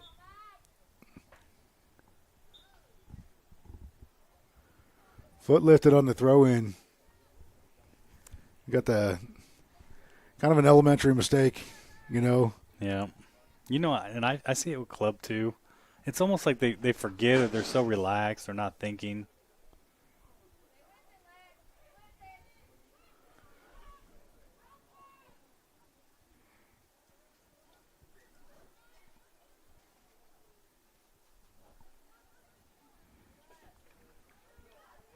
Good work by the Highlanders to work out of the back there. Put J.C. Seaton back in the midfield to help solidify things. Oh no. Had one player offside and a different player was the one that actually played the ball. I don't know.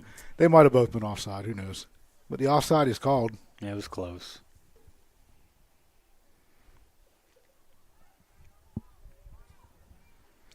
So we got just under 20 minutes, Rich. Looks like your strategy is what they went with. Try to go to 10. However, now that we're down to only a couple starters on the field, giving some of those young players some experience. Yeah. Which I think there is added value in that. I just, put them in and give them the challenge to close this out, right? That's the challenge you put out to them. I'm going to put you in here, right? And you usually don't get much playing time, but close this out. That's your job. Yeah. Close it out. I do like that attitude, though, where there's no let off the gas, right? Just keep going. Because if you let off the gas in a game like this, who's to say you don't let off the gas when it really is on the line? Yep. I'm telling you, we got Noble, I think, next week. And that's not an easy match. Right.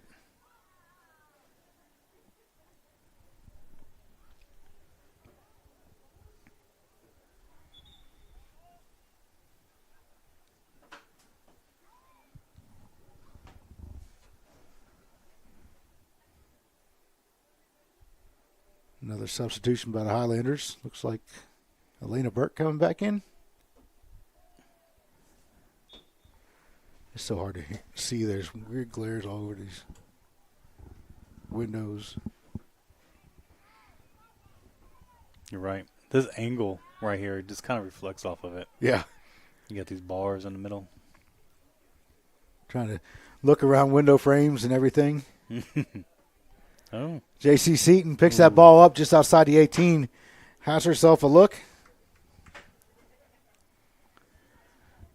Not exactly the outcome she was looking for, but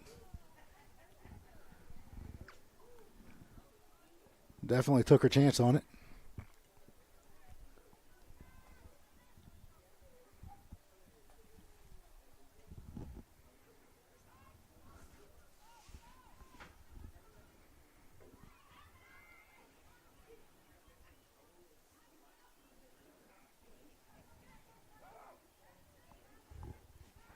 She's poised. JC just having her way with this Wolverines defense all day. Elena Burke takes a shot. Ball goes out for a corner kick. So close. JC and Elena tried to connect there to go ahead and finish this one off. The only two offensive starters left on the pitch.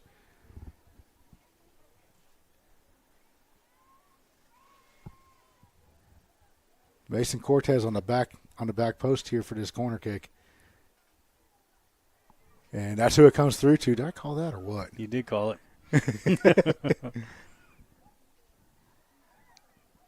Another corner. Ball goes out for another corner kick.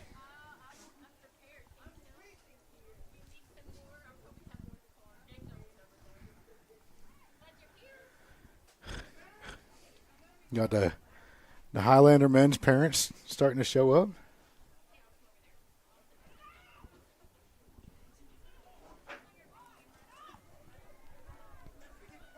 J.C. Seaton looking to try and finish that. Gets thrown onto the turf. Big shot by Deanne Tate. It's close. I'll say the Lawton Wolverines, they're kind of wrenching it down. They don't want that last goal to go in. They are trying to avoid that 10-0. Against a very game Highlanders squad. Nice pass. Well, that was a good ball in there from Mason Cortez. Deanne just got a little too deep to finish that one.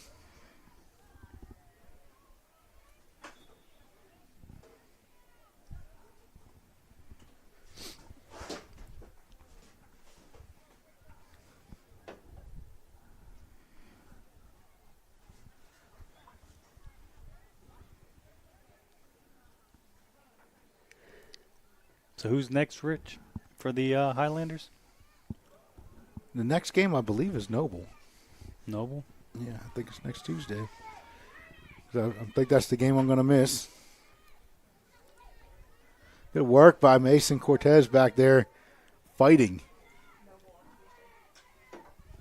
And we got Noble Tuesday and then Duncan next Friday.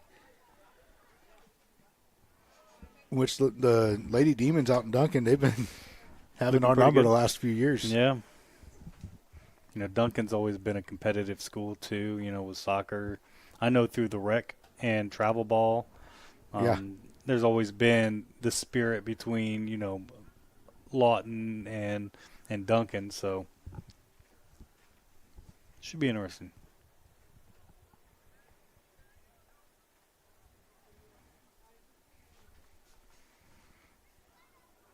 Trapped there by Elena. And making the move. Great work. Pushed that ball out to the wing. Just couldn't quite control the ball, keeping it inbounds over there on the far side. Mm-hmm.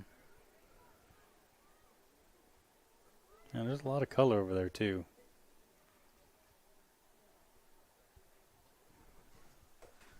See the men down there warming up in their green kits, which I can tell you is their least favorite kit. They think they're ugly. Yeah. What's crazy is most of them think the Bumblebee. They like the yellow. It is, yeah, they like that one. But, a lot of the parents say, I don't like the yellow one. I'm a fan of the Bumblebee. I like the yellow. Yeah. I could dig it. I do, too.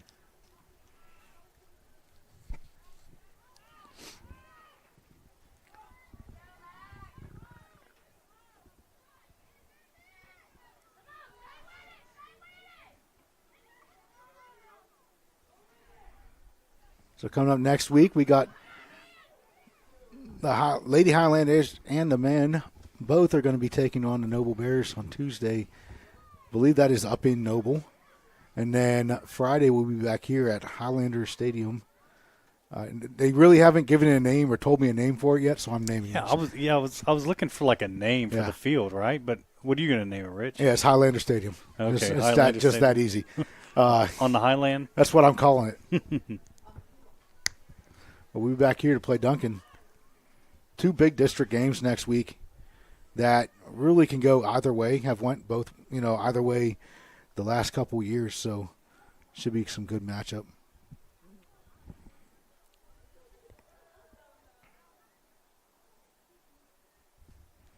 I do notice one thing, being up here on this high ground, whenever it's a windy day, it's always going to be challenging. There's nothing blocking it. When there's wind, there's wind. Yeah. Pretty view, though. You can see everything up here. Probably see your house from here. Yeah. Only if the box was on the other side, we could get a view of the mountains, Yeah. That'd be a really good good camera angle there. Yeah, it would be.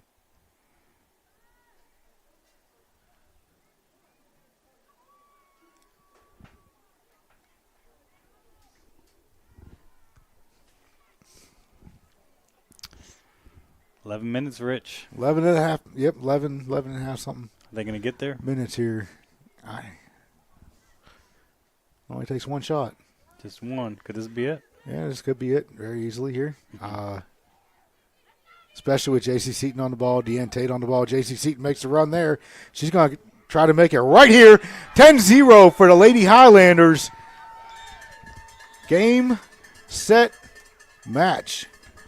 Lady Highlanders take down the Lady Wolverines for the city championship. Yeah, and that's it. So we're going to send you to commercial for a little while. And we got some time between this match and the men's match. Rich Frederick and Jason Shaw with the Oklahoma Sports Network bringing you some Highlander soccer.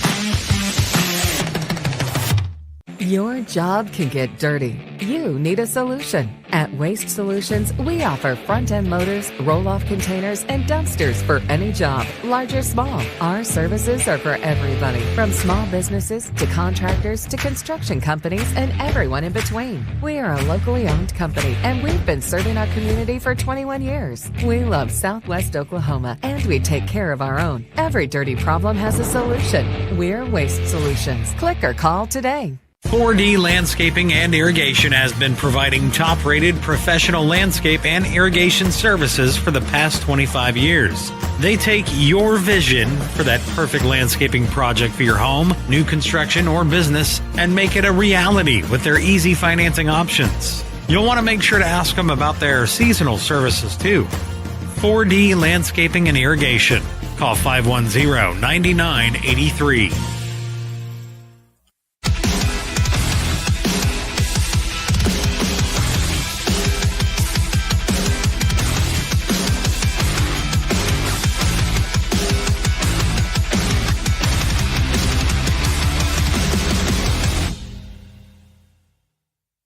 Clothes nowadays are so expensive. And no matter how good a sale is, you still walk out spending hundreds on barely anything.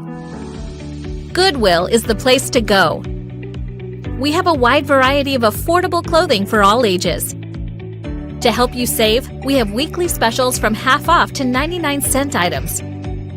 Make sure to check out our colors of the week before you start shopping to get more for less. Save at your local Goodwill today.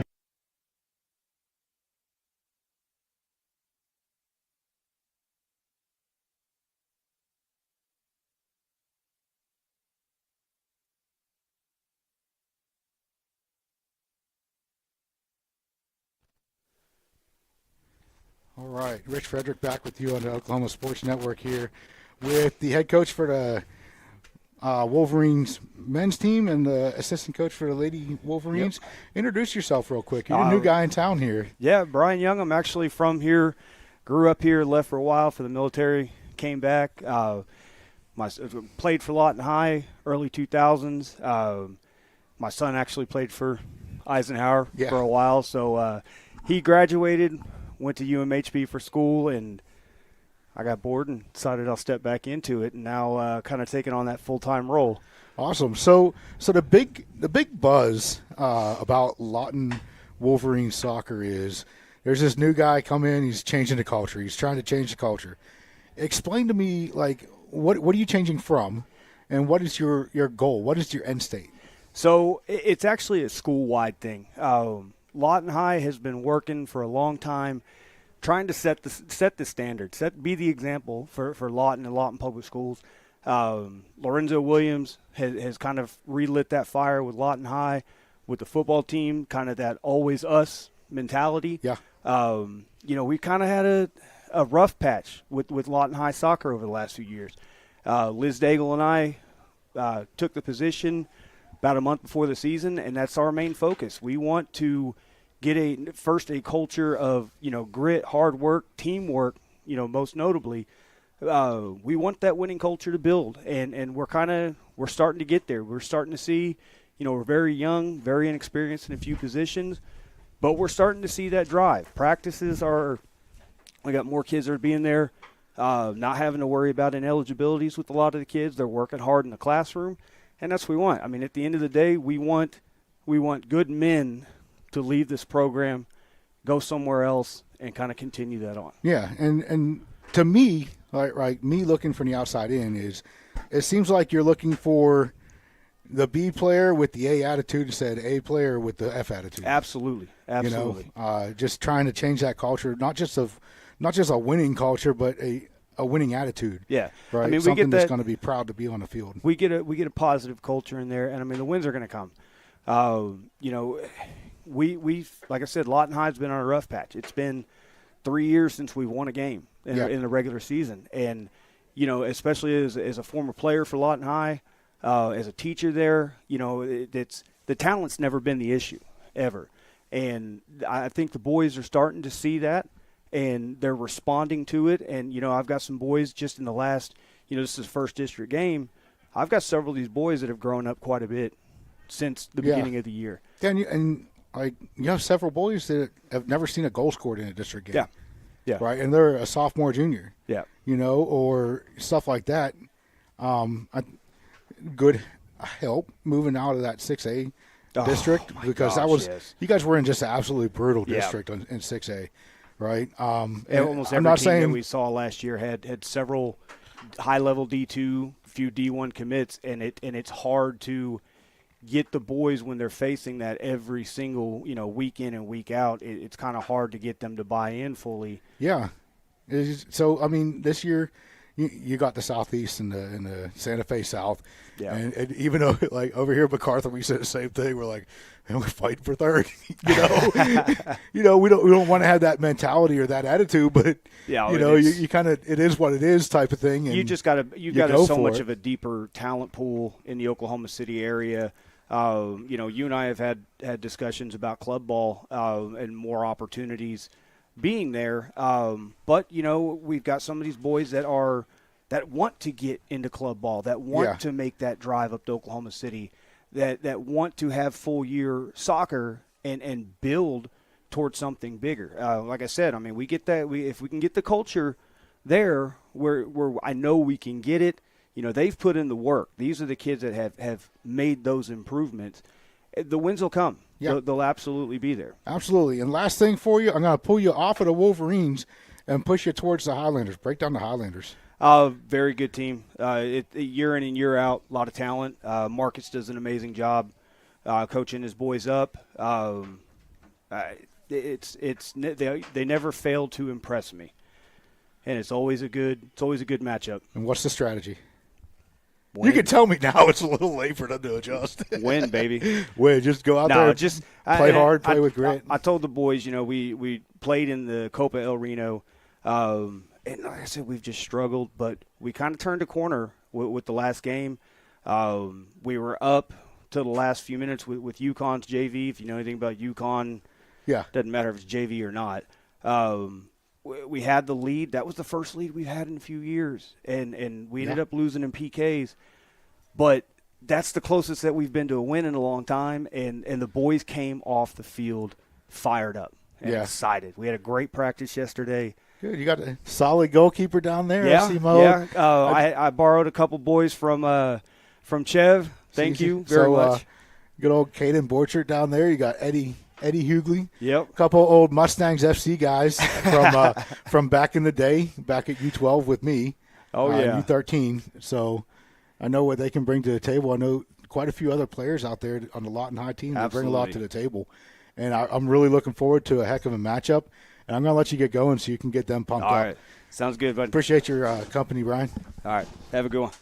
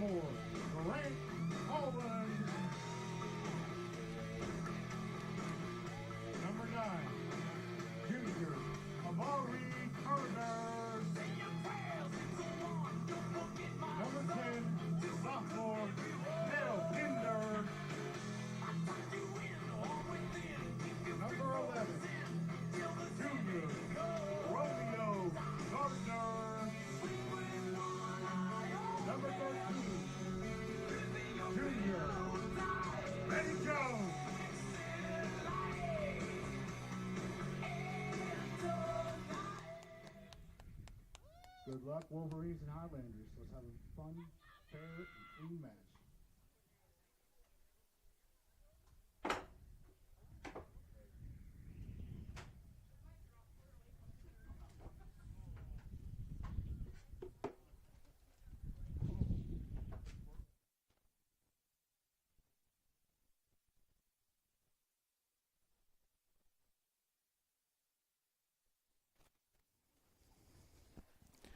All right, Rich Frederick and Jason Shaw back here with you for the men's match. I could probably call it the main event of the evening. It's probably going to be a much closer, much more competitive match than the ladies' match was.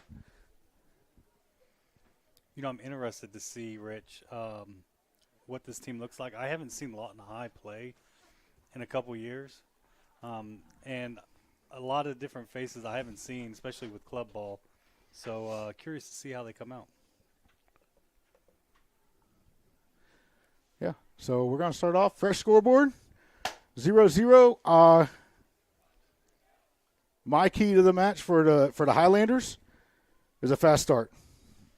Yeah. What do you think? Yeah, I think it's got to be a fast start. I think the way that the formation is looking, if Braden is on the wing, on the right wing, and you have a new center mid, I'm curious to see how this works. And during the last tournament, Amari is doing great in the midfield. So yeah, Amari's such a strong player. He's a big-bodied, physical player, fast, been delivering the ball well to his teammates, distributing the ball, and getting Braden out there on the wing opposite Romeo, and then you got Jones in the middle, number 13 there. That's just three guys up front that can finish. They're fast, they're physical, they're three experienced gentlemen just up there ready to go after it. Yeah, I know Braden's been kind of filling the void in center mid last couple games. Putting him at his natural position should definitely give a different look to Mac. But, yeah, I think they got to come out strong here, Rich. Yeah, and Braden doesn't really like playing in that midfield either. It's not comfortable for him, but I've commended him numerous times on, you know what, you're a senior, you're a leader, you're doing what you have to do for the team. Yeah, absolutely. You know, and that's what a leader does. What do I have to do for the team to be most successful? Well, and at the end of the day, they're all soccer players, right? Yeah. So if the coach needs you at a certain position and you are a senior, you're a leader, and you have those skills, and it's called upon you, yeah, you got to fill those roles. Yeah, when you got Amari coming back from basketball, you're assuming he's going to be your 9, and that ball goes out to Braden on the wing, speaking of him. Working against Eddie Hoogley. Familiar faces. But when you get Amari coming back from basketball, assuming he's going to be your 9, and you figure out, okay, maybe he works better in that midfield than Braden does. You know, it's a big deal. Yeah, it is. Great touch by Braden. Good turn by Amari to get upfield there. Kale Kinder tried to put the pressure on. So for the Wolverines, you got Hayden back here, number 1, as a center back. That dude is just he's an animal. Not really much else I can say about him. He is an animal. He is a great player. And then number 24 at left back, who's going to have a lot of one-on-one matchups with Braden, is Eddie Hoogley, and their goalkeeper, Caden Borchert. Just all guys that I know have coached, have worked with. And Angel Martinez, number 2, could be a pretty good threat here for the Wolverines also. I will say, starting off, Lawton Wolverines do look strong. Offsides right there. Benny Jones offside there. Yeah, they do look strong. They look like they're engaged. They're in the game. They're playing the passing lanes, and they're definitely energized right now, which is a good sign. Yeah. I think the Highlanders need to get it together here, really, and get something going quick. We know we don't play well when we get down first. Yeah, I think if they were watching the girls' game and how focused and relaxed they were when they were passing, keeping the possession, if the Highlanders or the boys are able to do that, they will be successful. Grant Holland with some nifty work in the midfield there. Good turn by Amari, getting that ball over to Kale. Kale just missed on that. Yeah, just a little too much there. Great thought, though. Touch might have been a little too tough. Boomer and Jason back here in the defensive right side for the Highlanders. Familiar faces playing together, along with Braden being on that right side. You got a lot of familiarity and cohesion there. Yep.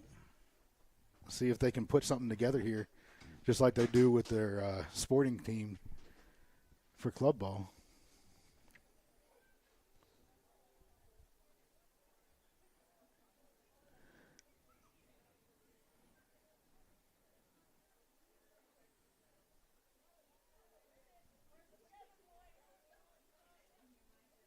Great pickup. Good job by Kenyon to come off his line and scoop that one up. He's Hasn't he been a gem? Yeah, I was just gonna say that he's been a storyline. Like, yeah, not even on the radar to play goalkeeper. Just shows up at practice one day, puts him in the game a couple times, and just shows out. Does great things. Great instincts. Yeah, I love Caden Borchert back there for the Wolverines, but I think we need to start ripping some shots on him, put him to the test, see what he has. We haven't. I mean, yeah, we're only 5 minutes into the match. I get it, but we haven't put him to the test. And at 5 minutes, you should have at least had one shot on him. Yeah. Yeah, I mean that was the difference between the girls and the boys right now. The girls were putting that pressure on. I mean, they had 3 goals within the first 5-6 minutes. Yeah. So definitely came out with a statement, and also that confidence that goes with it. If you're able to score that many goals that quick, I mean, the rest of the game should be butter. And with as mad as the boys are about the Eisenhower game and how that ended up, right? Yeah. You would think there would be some kind of, deep down inside, like we got to come out here hot. Yeah, we got to prove that was just a bad game. We're better than that, and we're here to prove something.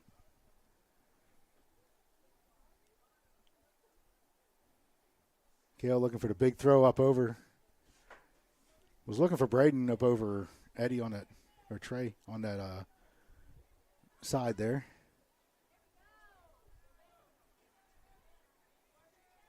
Oh, just misconnected there. Yeah, just failure to connect. And get that ball down just a little bit, making the ball a little more playable.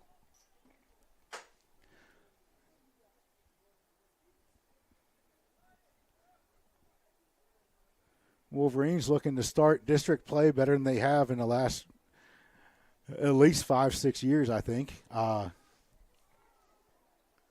By playing against a very beatable Highlanders team.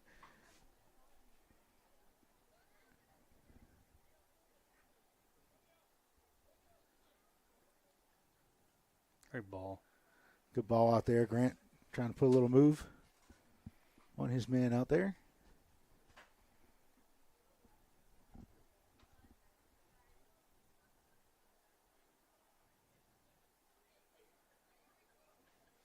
Little miscommunication between Amari and Ben there. Yeah, but we find Braden out here on the wing, isolated, and puts the ball up in, looking for Romeo. Romeo hits it in to finish. Caden Borchert with a big save for the Wolverines, but we got a shot on him. Let's keep taking them. Yep. That's the connection we're going to be looking for tonight.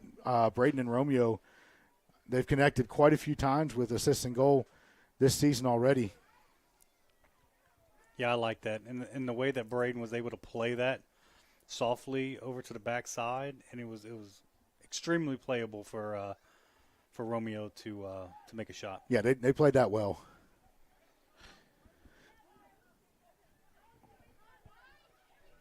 And I think it was Miguel that played the ball in for Braden in the first place, too.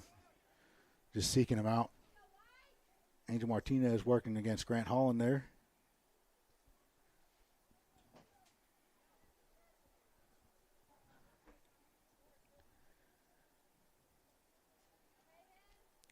Looking for Amari and Romeo on the run. The combination of their speed together on the same side of the field has got to be scary for the Wolverines. Yep.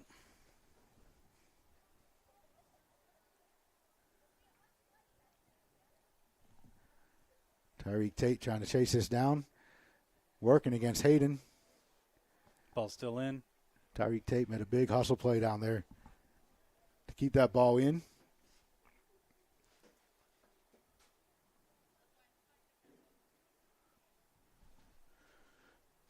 Oh, just a little too much. Romeo's looking for something over here. Yeah. Wanted to show Braden some love from last play. I don't know if he was looking for Braden or if he was trying to catch Kale on this side or what. Kind of between everybody.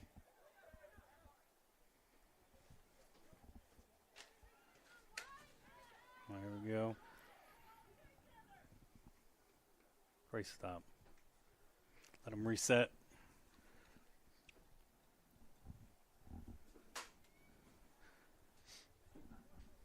There's a big chance for a breakout here. Here we go, Romeo on the Got outside. Romeo on the outside. Braden needs to hustle Strike. down this backside here.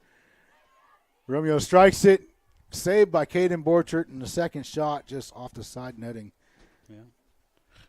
No backside run, though, from Braden on this side. Kind of surprises me. Yep. And Lawton High Wolverines goalkeeper is 2 for 2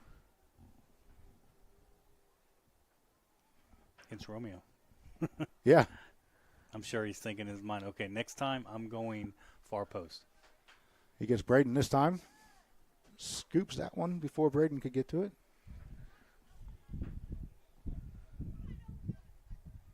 Braden and Romeo, you can tell, are really looking for that connection. Yeah.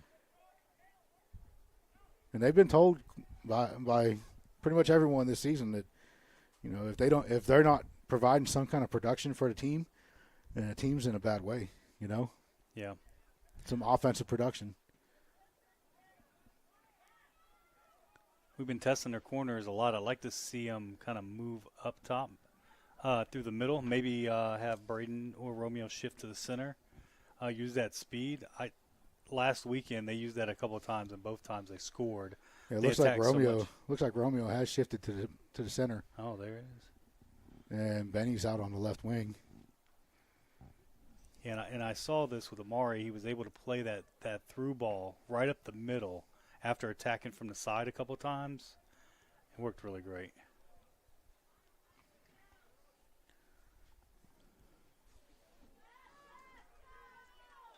Got an offside against number 7 here for the Wolverines.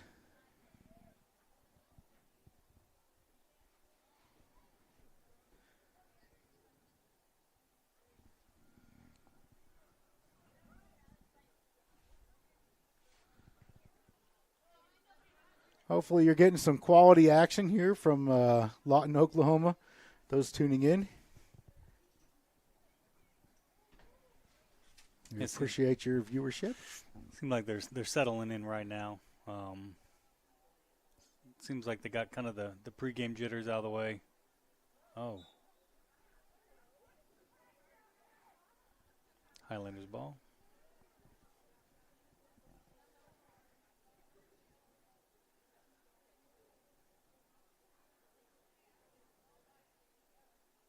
For those watching, I'm sure they're happy. They're in their home or watching from a phone and maybe a vehicle. Nice, warm, and toasty, and didn't have to brave the weather. It's really not that bad, but it's just been so beautiful, like the last couple weeks at 88 degrees to, drop down to 50 degrees with that wind in your face. Yeah. It's definitely, I can tell you it's nice to be in the press box tonight. Yeah. The window open, a little cool breeze, so we can yell at the cameraman. A little bit of cool air coming in. John is braving the elements tonight, doing a great job on the camera. I might owe him a coffee or something. It's like Ty, clean that up. The boomer. Control it. Great job working the triangles to work their way out of the defensive end there. I've had problems the last few years like that of giving up the ball in the defensive third. Yeah. When, it's nice to be able to work the ball out of the back. It is. I get it. And that's, the way that U.S. soccer and soccer basically around the world is going. I get it. But there are times when you don't have that outlet to Over work top out of the back. That ball's up Braden. over the top to Braden. He's making a run. He's trying to find something quick in his legs.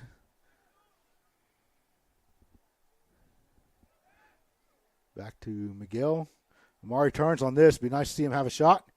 It goes left. But like I was saying, is to play out of the back and build the attack out of the back is absolutely the right thing to try and do and work on.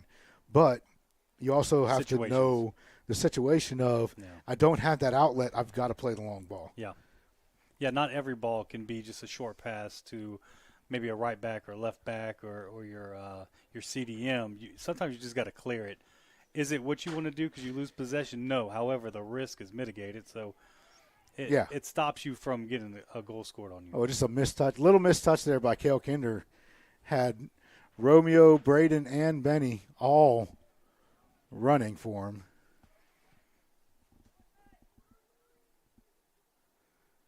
Slow and play down here, getting it back to Boomer to reset.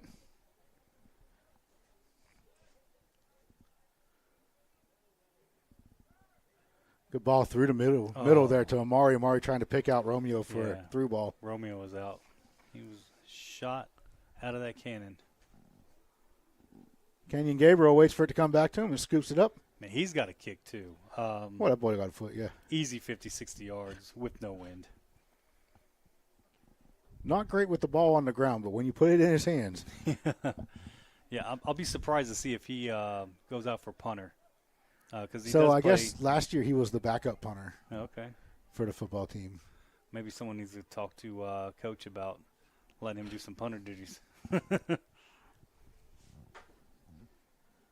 Well, if Coach has seen any of the soccer games, I'm sure he'll think about it. Romeo getting backtracking for some back tackling there. Braden trying out some fancy footwork. Now he's got to get back and play defense.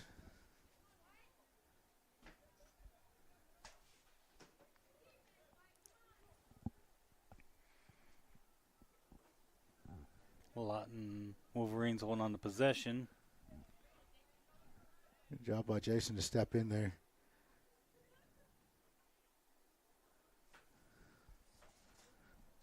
Playing the ball back to Kenyon.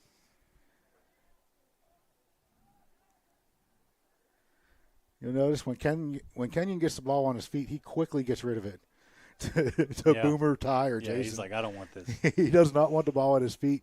He will dive the entire way across the goal and make a save. Right. And get the ball in his hands. Does not want it at his feet much, it seems like. That ball's through. Braden and Benny are both on. Oh, a little miscommunication. Looks like they both wanted to go for it, but no one wanted to actually do it. No one wanted to call the other one off or call themselves off and say, hey, you got it. Yeah, right. Yep. Unfortunate. It's all right. Maybe right now they're having that conversation. Listen, I'll call you off.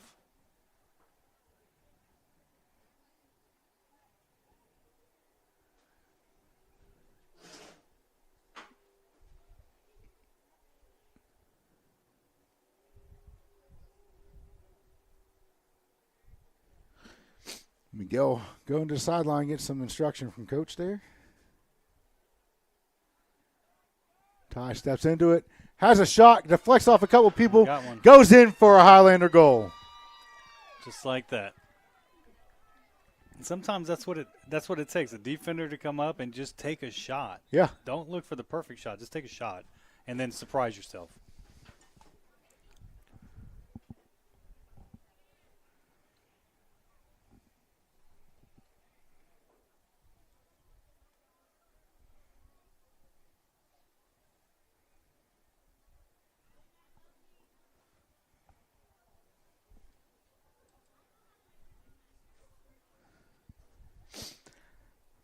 So we have 1-0 for the Highlanders over the Wolverines.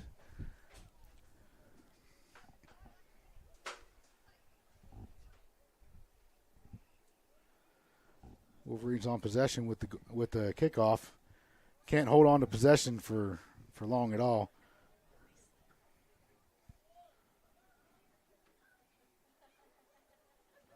Got the young men around the field here His ball boys from the Lawton Academy of Arts and Sciences Lobos U10 team and the U10 Boys Academy team out of LSC. Boomer picks out Braden up over top, and Braden is offside. Had to be by a hair. Quite possibly with that hair. Yep. Literally. Remember that age, 10U? Oh, man. Crazy times, huh? Me and Braden coached the Academy team last season. Yeah. Had a heck of a time. Such fun kids.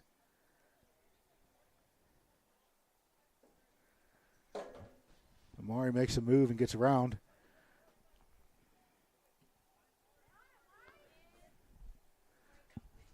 Ben plays the ball in there for Braden. Braden catches up to it, tries to get around it. Just a little too stiff of a ball and not quite fast enough of a run. All in one. Yeah, just got a little underneath that.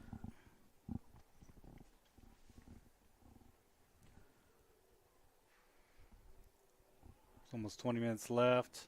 Highlanders 1-0. Not a bad start. No. Just need to clean up a little.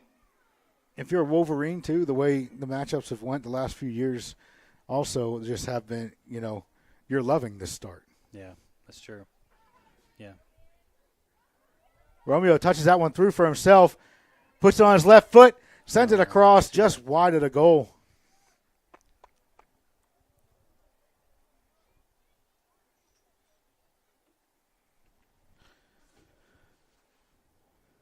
So you coached a couple of the Lawton High kids? I have coached a couple of those Lawton High kids. Yeah.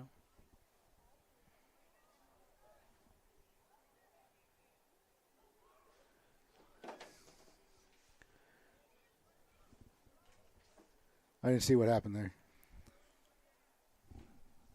Yeah, so good move. Took the shot, just not enough on it. Kind of pushed it left. Substitution, Brody Isaacson coming in for Benny Jones.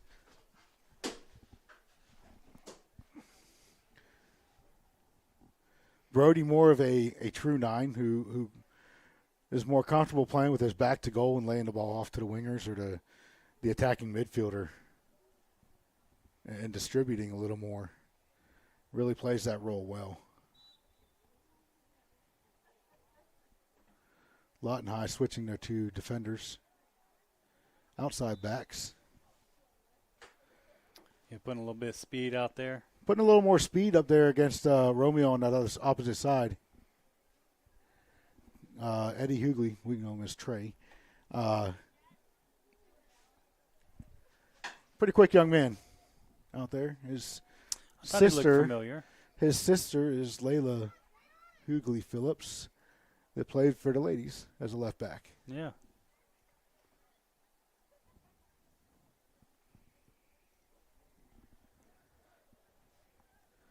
Highlanders looking to break out quick here. That ball's a little more horizontal than we want. We want more of a vertical ball there. Yeah, and with that wind too, pushing it just a little quicker, it's a little harder to get that touch. Yeah, something between the left back and the left center back is ideal. Brody Isaacson putting pressure on. He's been really good this season about putting some pressure on the opposing defenders and goalkeepers when they have the ball. There you go. Ty Tate gets the clearance out. That's kind of what we were talking about earlier with the clearance, right? Yeah, Rich? make the clearance. Yeah. Sometimes it's the best thing to do. I know. Yeah, he could have made that short pass, but he made the right play. Yeah. I know you want to try and build from the back, but training some situational soccer, all right, and understanding situations is at a much higher level. Yeah, when you break down the numbers too, like, what were the scores against? They were silly mistakes. Maybe I didn't clear it. I did a short pass. It wasn't enough on there. And yeah, trying to dribble too much across the back line. And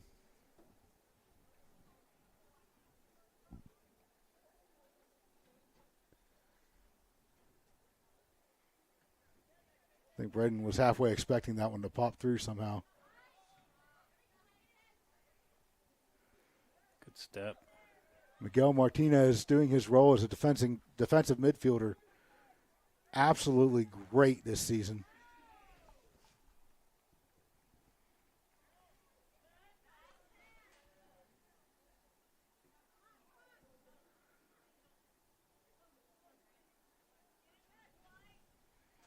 He goes stringing together some passes. Looking for Romeo. I think he's going to hold on to this a little longer with his speed. Yeah. Watch that offsides. Amari is so, with his speed, he is so good at making defenders commit to him so he can lay the ball through.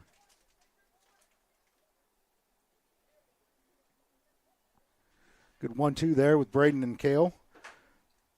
Jason Shaw making an overlapping run. I don't think Kale saw him. Amari's got a turn on this.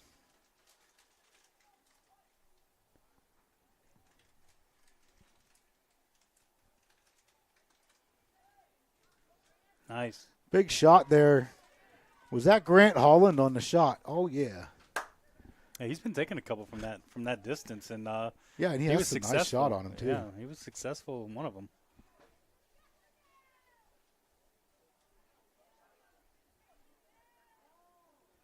What is Braden doing way back here? Jason Shaw, I guess, is playing on the wing now. Should they'll reset now. Braden's a center back. Boomer's a right back. Yeah. What is going on? It's all right. Interchangeable. Things are getting a little crazy out here. Yeah. Uh-oh. Good play. Jason Shaw, great job on that one. Honestly, I think Jason Shaw is probably the best 1v1 defender that we have on the team this year. Just overall, playing 1v1, me against Jason Shaw. Jason Shaw is winning 9 times out of 10.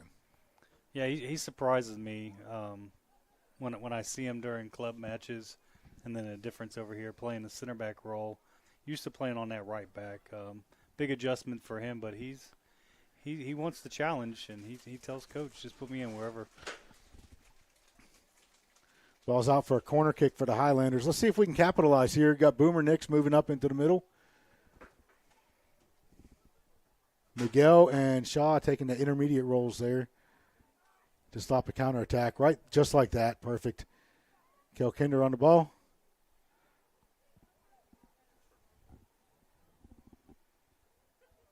Reset the whole way back to Ty. Looking for Romeo almost. Or Amari right up there. Mm-hmm. But it was deflected. They are calling that a corner? They're calling that a corner kick All for right. the Highlanders. This is where Boomer Nick shines. Yeah, and how many times have you seen Braden and Boomer connect on a corner kick? Yeah, it's crazy. In both high school and club ball. Yeah, Braden knows where to put it. Boomer just finishes it. I know Miss Nix has got the camera out. Not quite far enough for him there. Braden makes a touch, has a shot. Chaos. Hey, Team Chaos. Yeah, it works sometimes. That's always great. I'd rather have the chaos than no chaos at all. Substitutions coming in for the Highlanders.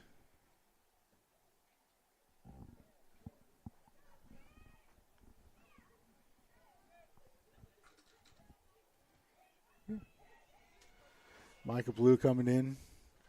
Logan Red Elk coming in.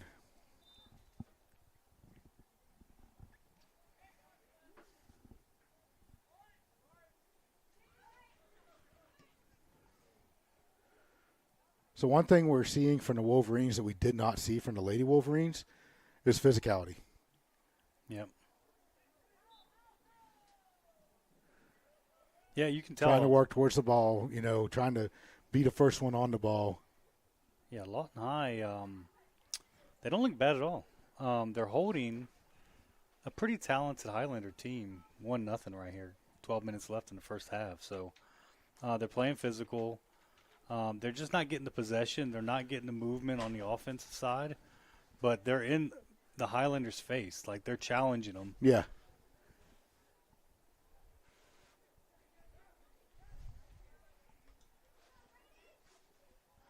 Braden makes a move and beats his man on the line there.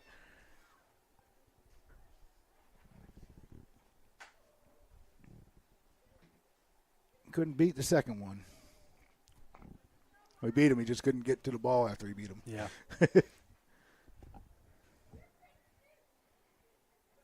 Yeah, Braden's really good on that line. With the ability to kind of make that move and then push the ball up and make that either a shot or a cross.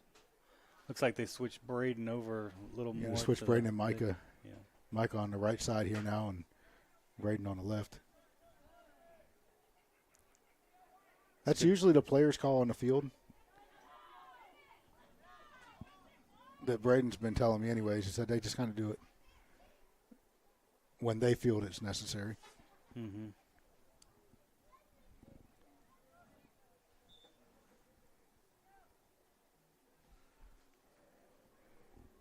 And that might be a good opportunity with Braden on the left wing. Can change it up a little bit. Yeah, I mean, Braden's very comfortable getting that ball on that left wing and slinging the ball across. Yeah. Can't tell who that is just came out there. Is that Miguel coming out for Tucker?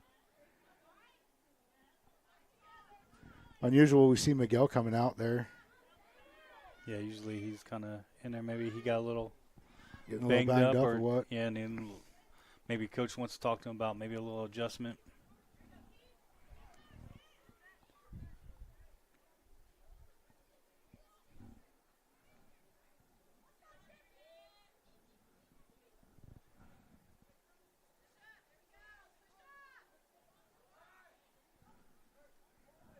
Uh-oh. Bad touch by Logan Red Elk there. Almost gave up a really good opportunity for the Wolverines. Boomer Nix just making this run. He does have speed on him. He has size. He has a heck of a foot. No foul called. No call. Goes out for a corner kick.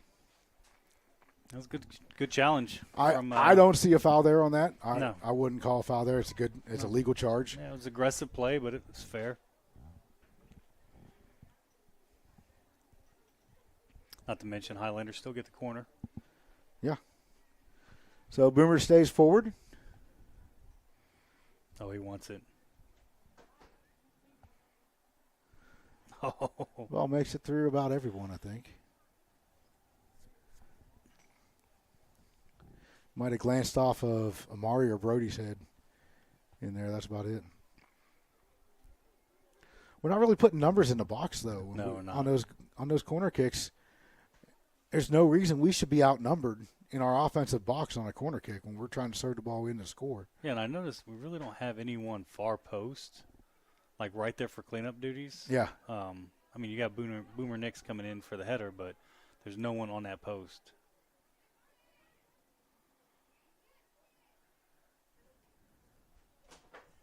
Good work. Nice, controlled.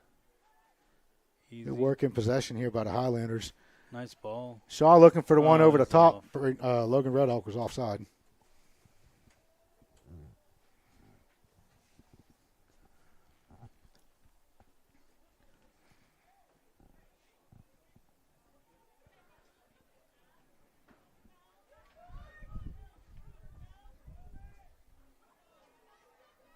Good job, Tucker. Tucker Schneider in there, number 20. Sophomore has been making a good impact on the team. Lazy passes here by the Highlanders. Yeah. End up turning into turnovers here. Yeah, and that's kind of the difference. Like we refer again to the ladies, how they were just in control with the passes so effortlessly. Yeah, and when you change out the midfield the way, with the substitutions. Yeah. That's why those guys are the starters. Let's just be honest. Yeah. And chemistry too, if they're used to it, they're in the flow, they're moving, they're used to it, first 10, 20 minutes, and then you put a curveball in there, it's a little harder to adjust right away.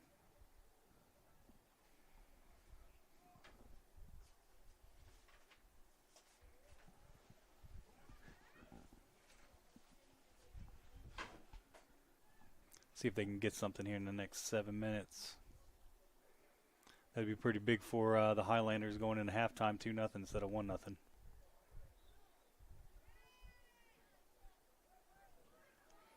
Let a call on Braden or against Braden? Foul. They fouled Braden over there on the side.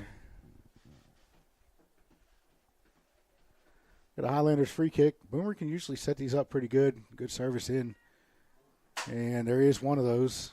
It's a little bit too long. Caden Borchert, one of my little buddies, goes ahead and cleans it up back there. Playing a great game in goal. Hasn't really been tested, but playing a great game in goal. Yeah.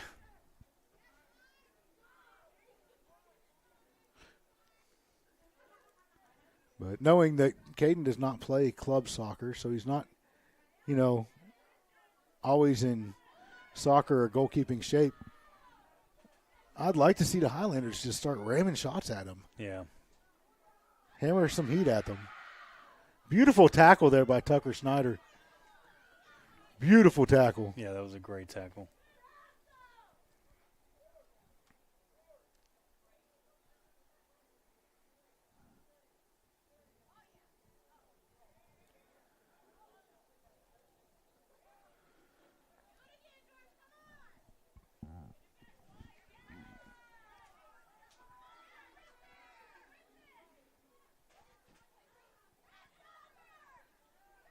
Tucker Snyder just playing like an absolute animal out there.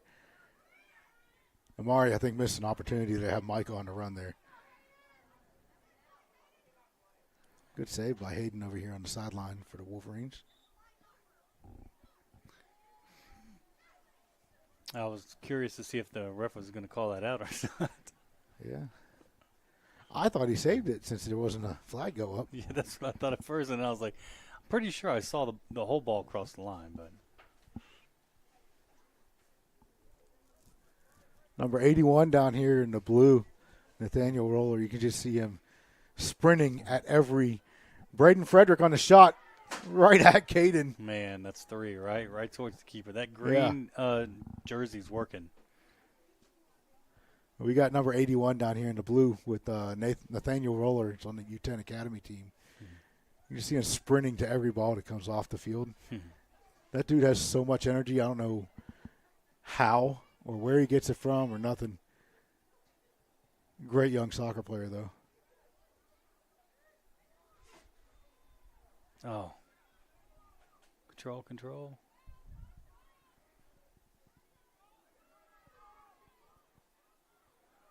Got to get that ball up, Ty.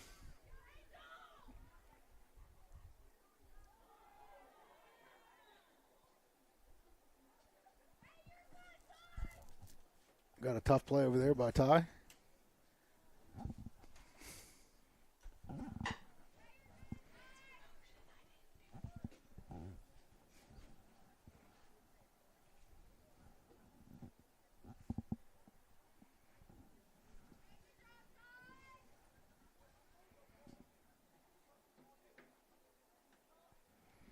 Little set play here for him. Wolverines on a set piece. We haven't seen this at all yet for them, so kind of interested to see what they do here. Amari gets up, puts a head on it.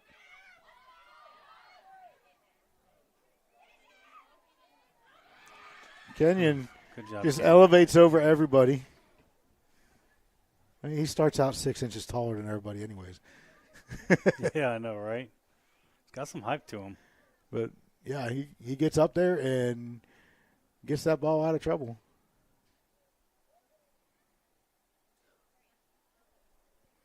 Lawton High putting some pressure on Highlanders defense. Able to work out of it. Good job by Boomer. Looking for Braden. Grant to work out of that. Braden and Trey in this little matchup they got going over there. Have it. Logan Red Elk on the ball. So many opportunities to lay that ball off to an open teammate. Yeah, or, I mean, just take it. See what happens.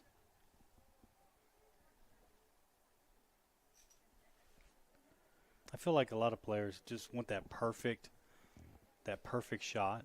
Either that or just trying to prove something because, I don't know, but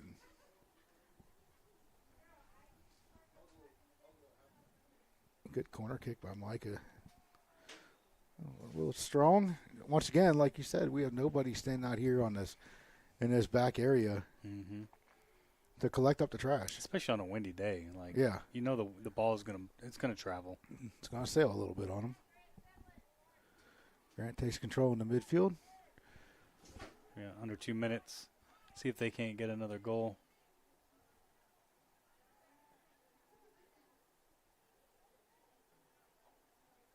Braden Nice with the give and 1-2 with Beans. Gets that ball slid across into the Wolverines defenders. So Ty gets a shot off over there. Yeah, I'd say why not? Just have another one. Trying to work with Braden to work out of that situation over on the other side. Oh. Braden wins the ball out of it. Gets the ball across.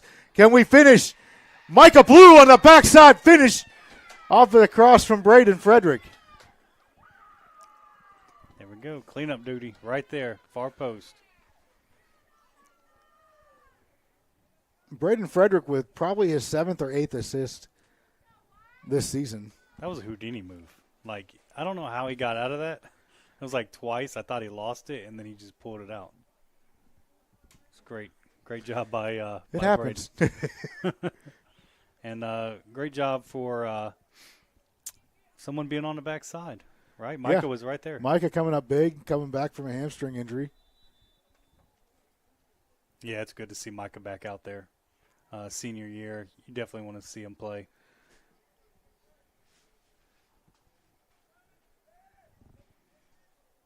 The little things, too, like Micah just forcing that ball towards the inside instead of letting them have an outside route as a defender.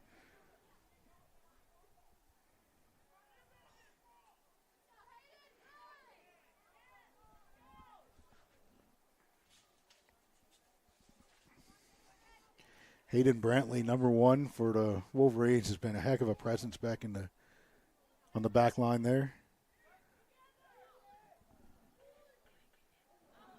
Always is for his club team, and obviously for the Wolverines also.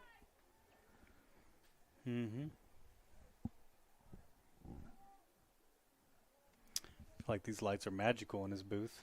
Just kind of come on. They're motion censored. And it's halftime. All right, we go to the half here. Macarthur Highlanders up on the Wolverines, 2-0.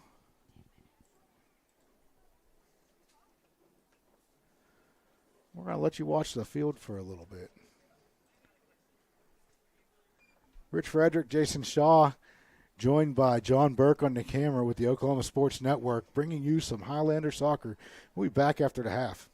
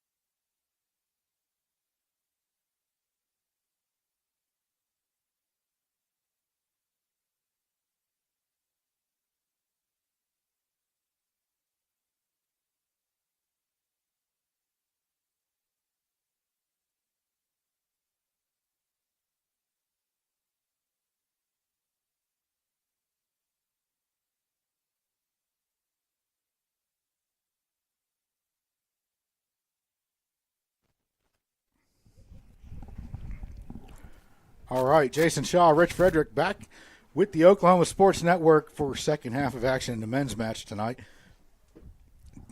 2-0 for the Highlanders after that first half. Jason, what do you see for us here? Break it down a little bit. Yeah, well, Lawton came to play. Lawton High, they came to play. Macarthur, they started off kind of slow, but they started to build the rhythm. They got a lot of possession. I think that's what's working for the Highlanders right now. Lawton High is not out of it. They are playing aggressive.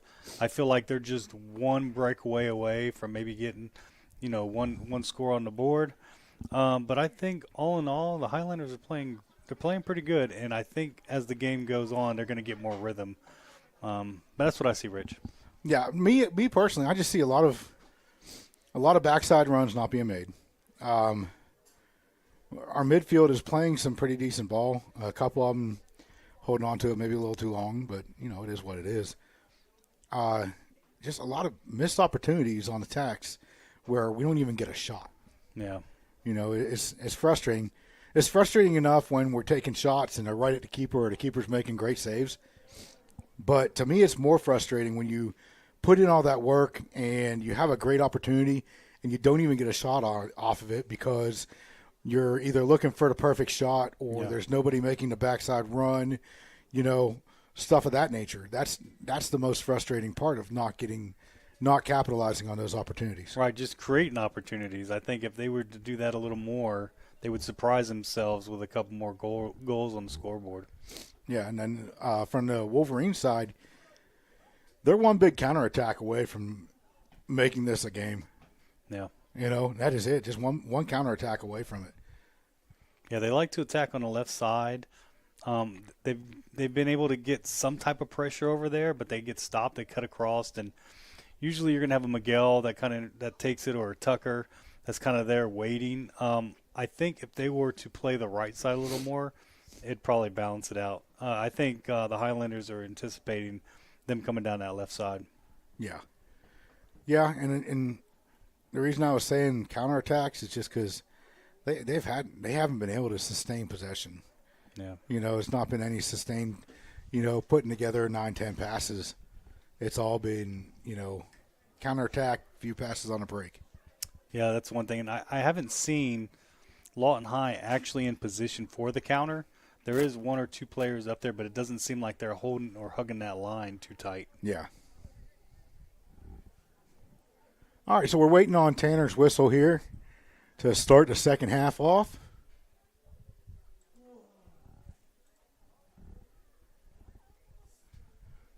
I'm going to jump the gun here on my clock, so we say 3:59 or 39:59. Just know, folks, that means 40 minutes even.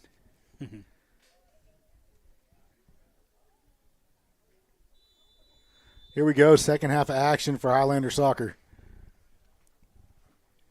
for the men.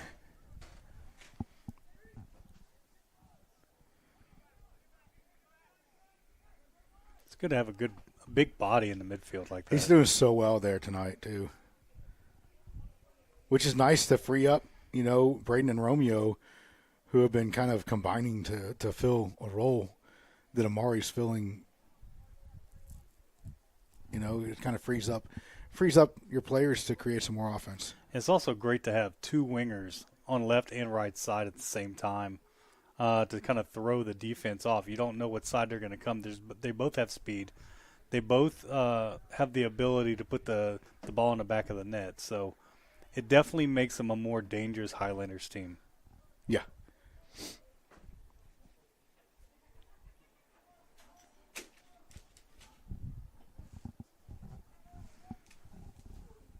That ball comes up out to Jones, who puts a nice ball down the line for Braden. Just a awkward bounce.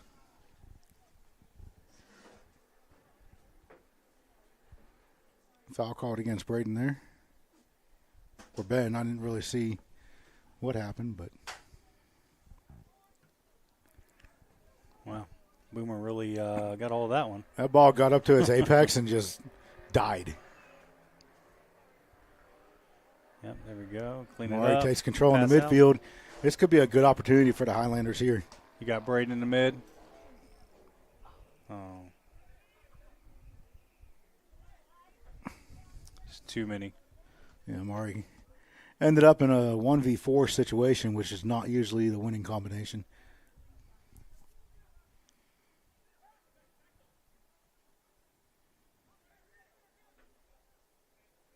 Good possession. Great job.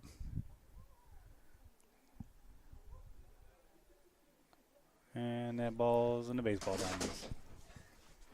No, not quite. Yeah. I wanted to be dramatic about it, Rich. There's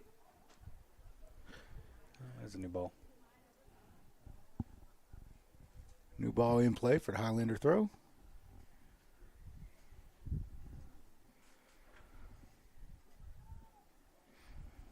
Braden gets around. Braden fights through some foul there and gets the cross off. Just no one able to touch it in the middle. There almost went that counter that you were talking about. There's there, this Rich. counter attack. Miguel with the big speed. Great tackle by Miguel back there.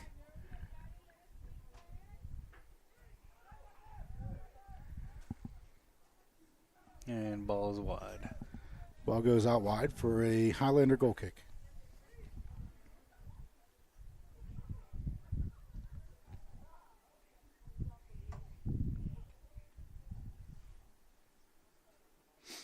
Kenyon didn't like the first one he got there, so.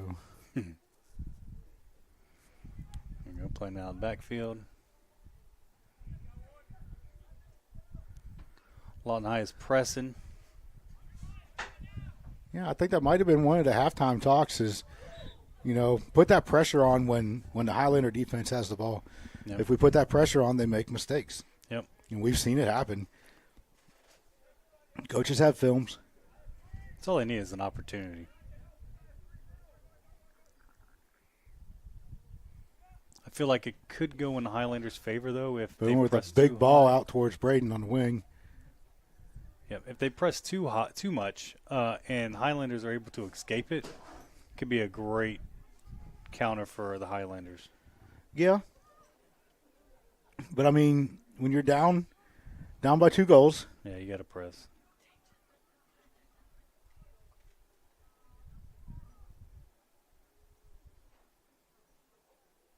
A little bit of frustration coming out there on the opposite side.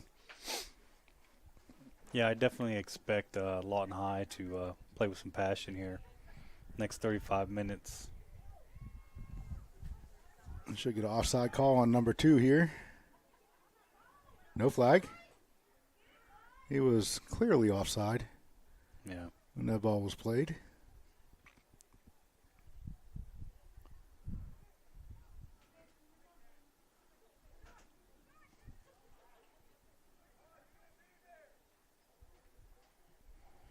Yeah, good play by Ty. Ty trying to find Romeo from the defensive line there.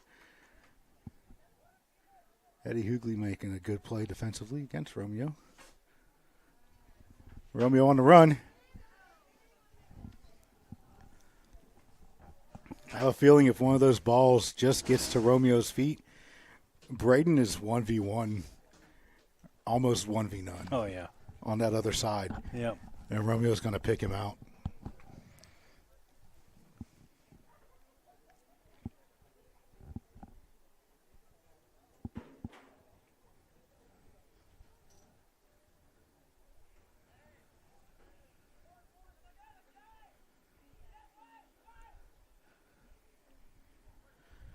Ball comes out into the wide space for Ty. Just a wasted opportunity there where we had a good opportunity to put together a good attack and make a misplay that just wasted that opportunity. Yeah, it doesn't help that the wind is pushing right here on this side, too. If you're going to do something, you want to do it on the other side.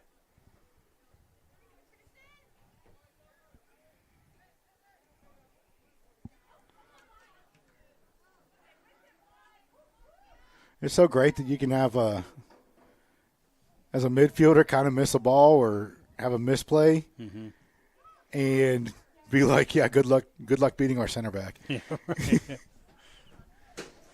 Great work out here. Oh. Just another lazy pass in the midfield here. Yeah, got to clean that up.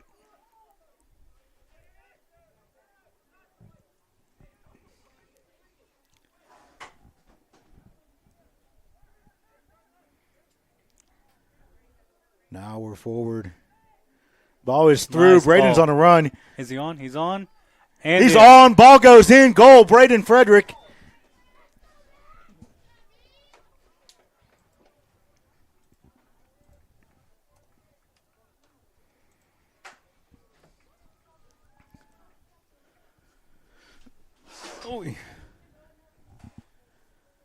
It took about 10 minutes.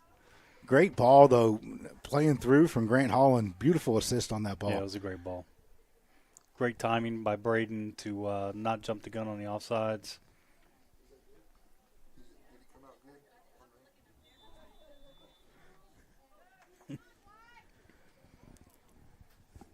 Wolverines have the ball for the kickoff.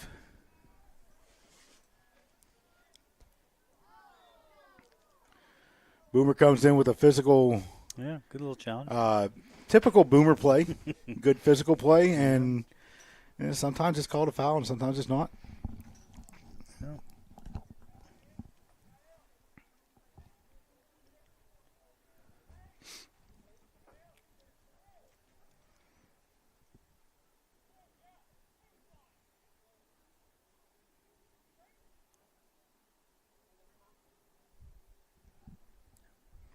It was a good ball.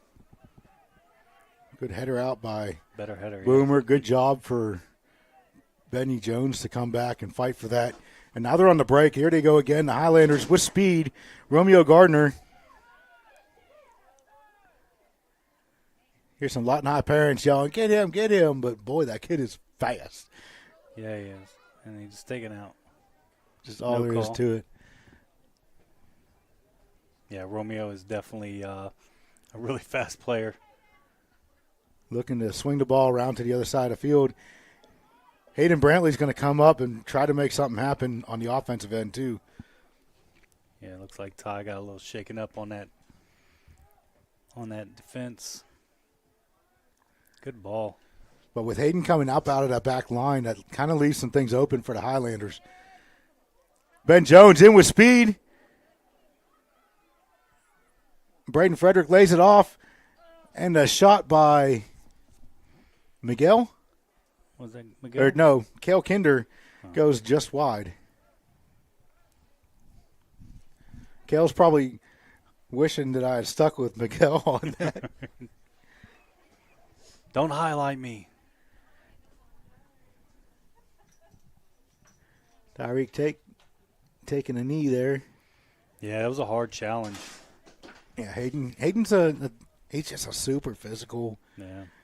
He's like Boomer, not quite as big, but doesn't care.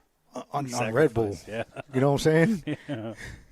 Yeah, that was a tough 50-50 ball.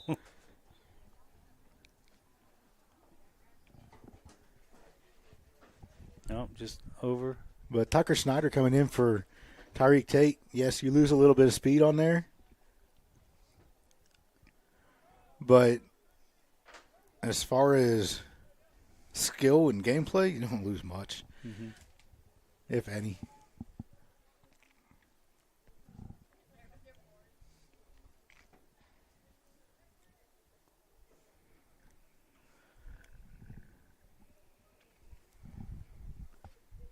That wind's starting to kick up a little bit.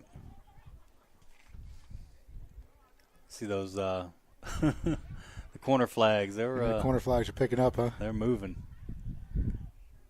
I know this morning when I looked, it was supposed to rain at 7 o'clock. I didn't see that. Yeah, I didn't see that either. It just came out of nowhere. So I guess tomorrow that's too. a good thing. Tomorrow is going to be a monster. But it is fifth season here in Oklahoma. Yeah, it's fifth season, yes. Stormy season. Ball goes out for a Highlander throw. Braden gathers it quickly. Finds Benny Jones on a run. Ball gets played over into Romeo. Romeo finishes for the goal. Wow. Highlanders up 4-0. That was a great one. Great cross. Great finish by Romeo. That'll be a highlight. Benny Jones on the big cross there. Romeo there to clean up the mess.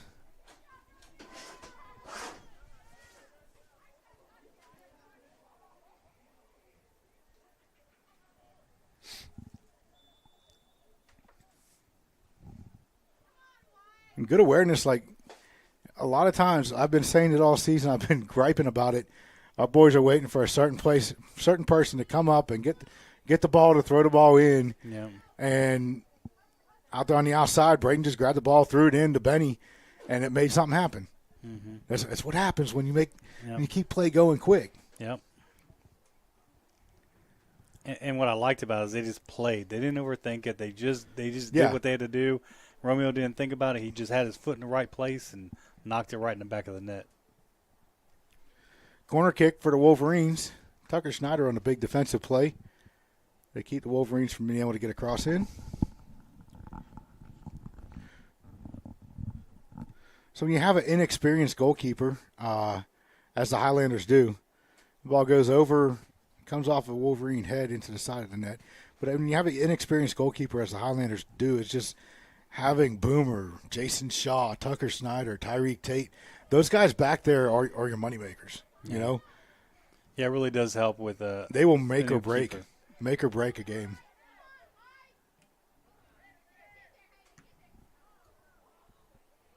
Yeah, Boomer being a senior this year, it's going to be hard to fill those shoes. Boomer's been a 4-year starter here at MacArthur and the captain on that back line. He's definitely a force to be reckoned with. But there is some talented players that can step up if they're willing to. But yeah, it's gonna be a hit.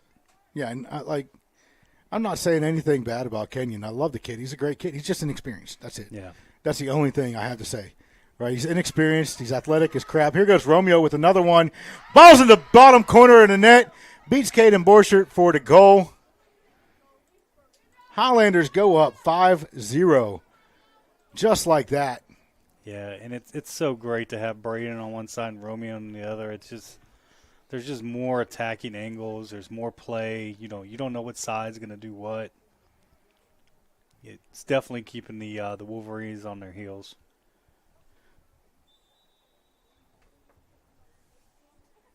I'd imagine, though, too, that, some of that wind is kind of knocked out. A couple haymakers. Couple haymakers right to the body. 5-0 with 30 minutes left. I kind of want to see them, say, hey, ladies, you ain't the only ones that can go 10-0. Yeah, we'll say, though, Lawton High did put up a fight. They're playing so much better up than until they have. maybe about 10 minutes from now, right? It's been really close up until now.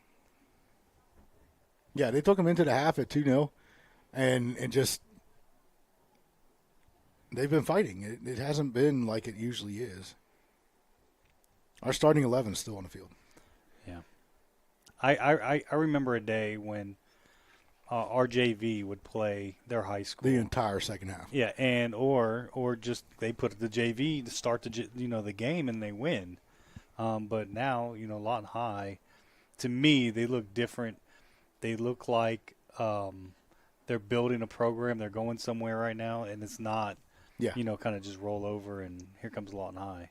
They definitely have some fight to them. Some skilled players too.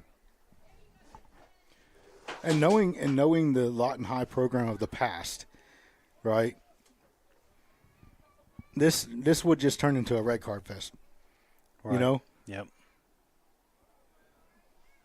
It wouldn't be soccer anymore. Amari making some moves, trying to get a shot off. Yeah. I think he wants a little piece of the action. Yeah, if he would have got that in the back of the net, that definitely would have been a great highlight.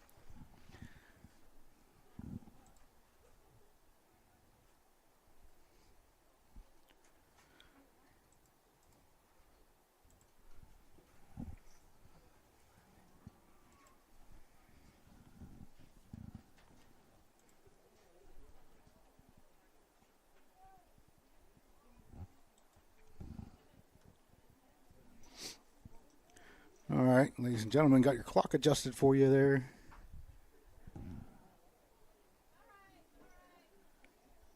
It's kind of crazy, all the things I got to keep up with in here. Yeah, you are doing a good job, Rich. It's goofy. I'm just waiting on you to do last call for concession stand. Oh, what? You already did that, so. Already did that during the halftime.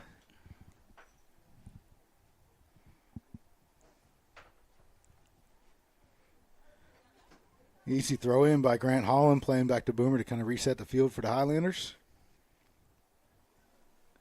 Miguel Martinez taking his time to see what's developing.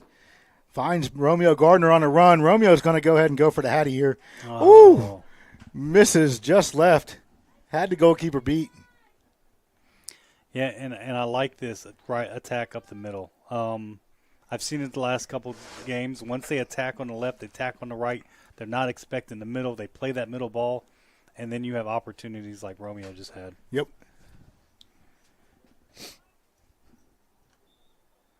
It's such a good floating ball by Miguel. See Braden and Grant coming out.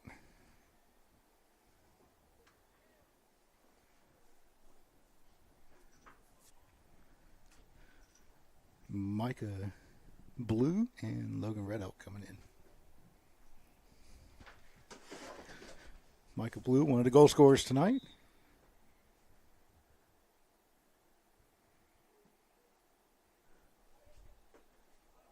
So we have Micah, Braden, Romeo, and Tyreek Tate. Our 5 goals tonight. Romeo Gardner, I believe, is probably out there looking for that hat trick. Yeah, I think he wanted the last one. Yeah. Oh. Good cleanup by Tucker. Tucker's such a solid player back there. Benny Jones touches the ball to the outside, tries to beat his man. Gets the foul. The Wolverine left back coming in from behind, putting that forearm or elbow into Benny's back. Michael Blue's going to stand over the ball. He's been putting some great services in, and this is a shot that I wouldn't mind Micah putting on frame either. Yeah. Micah has this shot in his arsenal. Yeah, he does. I've seen it a couple times in club ball. Micah surprises me sometimes. So for the Lady Highlanders tonight, I know we talked about it between the 2 games as far as a woman of the match, and it was kind of a consensus that we couldn't come up with one. Yeah. There was a lot of ladies that just did it all. Yeah. And it was a whole team effort. So, sorry, ladies, we don't have a woman of the match for you. There were a couple of names we brought up, and like 5 or 6 names that we brought up. Yeah. Couldn't really take one that really stood out above the rest. And that's not downplaying anyone's efforts tonight in the Lady Highlanders 10-0 win against the Lady Wolverines. That is telling them they played a heck of a game as a team, and everyone was just on fire. Like I said, I was most impressed with the possessions that they had, and then also the way they were able to deliver the ball. It was so effortlessly. Like it just floated across. It stayed on the ground. They didn't kick it in the air because of the wind, and they were able to move the ball up and down as they wanted to. They created out of their possession, not caring whose side of the field it was on or anything. It was just the ball was moving. Yeah.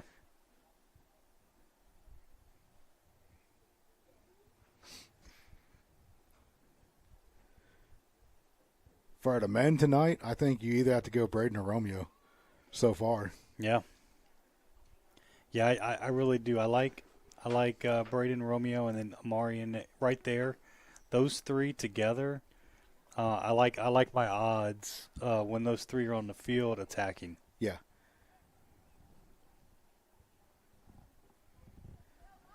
Braden was talking to me earlier saying he wished they could just find that other piece that they could plug into the midfield and push Amari back up top, and let Braden, Romeo, and Amari take care of the forward situation there.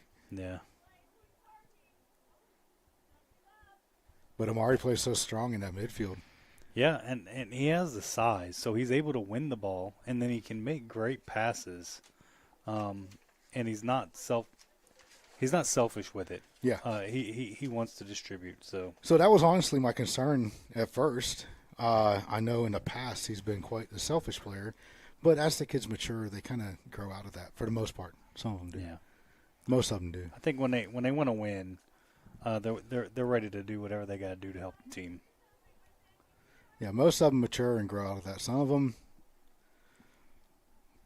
it is what it is. It's habits. But They're just so used to it, especially if you think about you're the star in youth league, right? And then you get to high school, it's still the mentality that you're the star. And then you get down on yourself when you lose, but you're not looking at it that I'm not being a team player. I'm just trying to win it by myself. I'm trying to win it by myself. These kids are 3 years older than me. Some of them grown men, you know? Yeah. And they think they're still the superstar. And that attitude gets to be toxic on the team, and it's just. Yeah, it does. It does. It's contagious, right? Oh, look at Benny Jones out there on the right side. Miguel saw him too.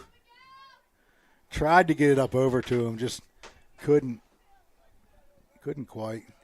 Kel Kinder makes some moves in the midfield.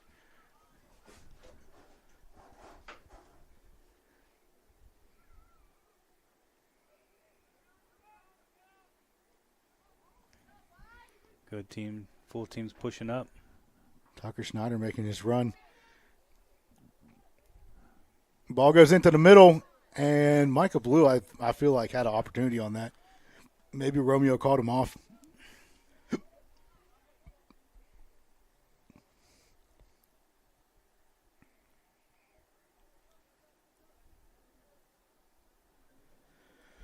feel like Romeo probably called him off of that ball, looking for that hat trick. Yeah.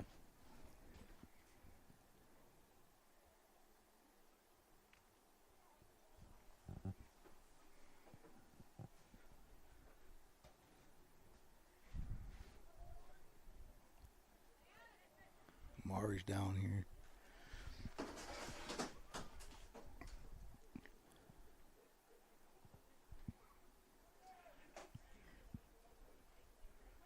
Like Amari was a little shook up on that play up here near midfield, which means you're either going to see Braden come back in or possibly a Cohen Young come in.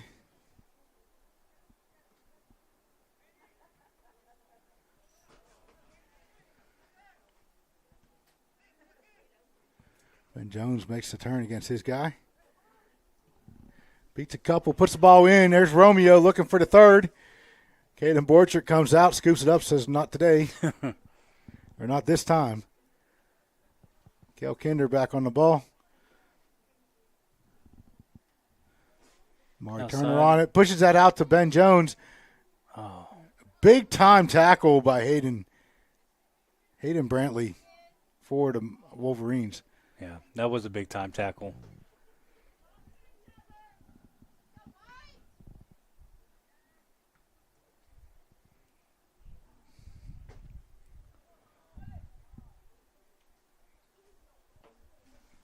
Ball goes out of bounds against the Wolverines.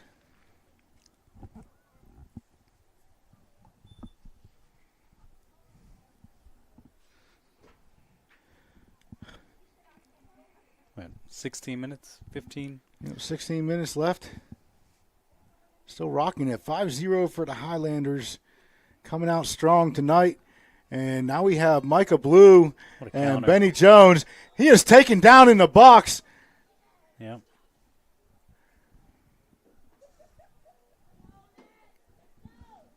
That penalty's there. Are they going to let Romeo take the penalty to get the hat trick?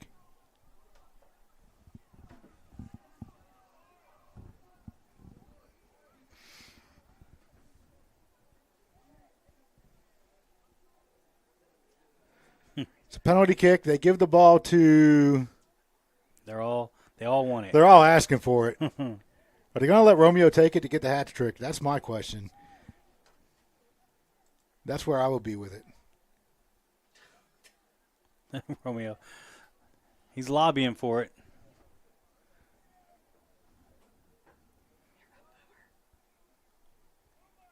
Well, there goes Boomer. Boomer Nix is coming up to take this penalty kick. Give it to the senior captain.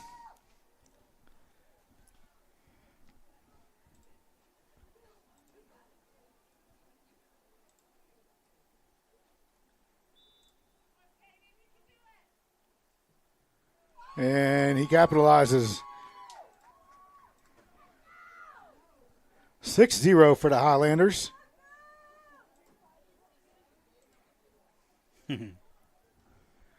15.5 left in the match. Is it possible?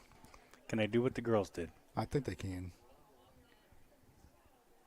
It might take them the full time, but I think they can get there. I don't know, making some changes here. I see the bench. Bench is warming up. Looks like Deshaun Cole coming in, the senior, for Ben Jones.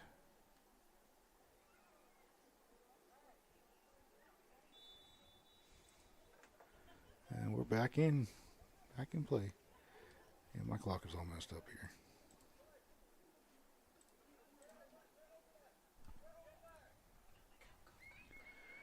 Michael Blue making some moves out here. Just tried to beat one too many by himself there.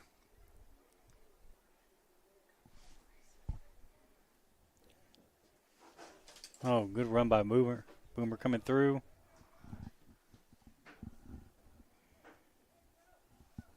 Nice pass to Micah. Oh, Micah might have one. Oh, he's tripped up right outside the box. I think it's, nope. Was not a penalty. Looks like a foul outside the penalty area. Again, teammates are all lobbying for the kick.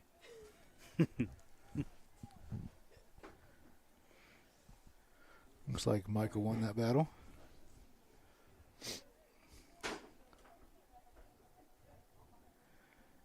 Michael Blue on the shot. Looking for number 2 tonight. Micah did win that battle, didn't he?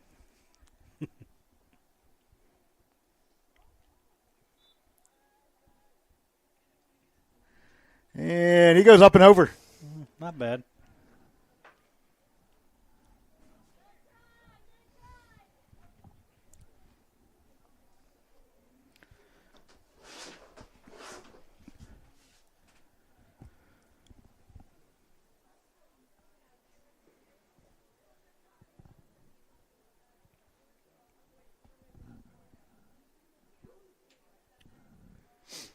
All right, Lawton High Wolverines with the goal kick. Down 6-0. The nail's in the coffin already. Right, at this point, it's playing for pride, see if they can get a goal out of this. You know, see if they can just keep playing and keep fighting in this match. And I think that's what Coach was talking about with changing the culture. It's not going to be win-win-win right off the bat. There's going to be a lot of great play by a lot of struggles, and let's see how they react to those. Yeah, and it doesn't seem like they gave up, right? No, they're not giving up yet. They're still balling. They're still in here. They almost had a counter, just a little unlucky. And to counter that is the Highlanders haven't really gave up either, even though they're up. You know, they could just ease up a little bit and maybe give away a goal. So far, I don't see that in them. No, that's absolute facts.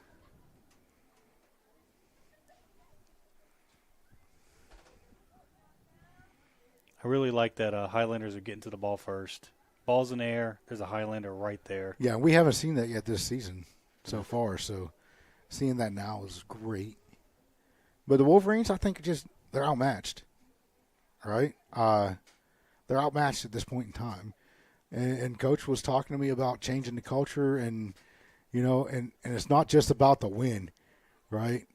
He said he'll take, I kind of brought it up, like you'll take the B player with the A attitude over the A player with the F attitude. Yeah. Especially if they're young, too, and you have years to develop. Yeah. I mean, that would be key. I would take that all day, especially if you're building a program. But they're not coming out here and just throwing people down to the ground like we've seen Lawton High do before. Right. And just frustration fouls that are absolutely dirty or ignorant, It's a different Lawton High team, a different soccer program than we've seen in the past. That's a head with the ball up over the top for Deshaun Cole. And how did he fight his way out of that? I don't know. That's crazy. Lawton High got the best of him there. Good work with that little touch. Looking to get to the outside of Jason Shaw over there on the outside, but a little too heavy of a touch. You got coming in Brody Isaacson coming in for Amari Turner.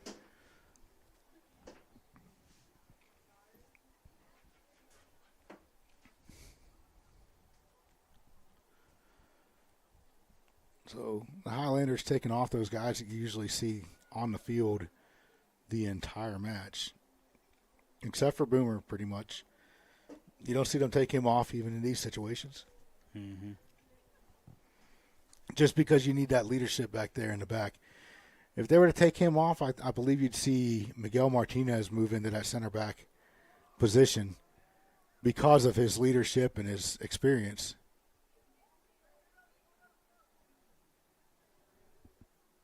He is kind of the next man up as a junior.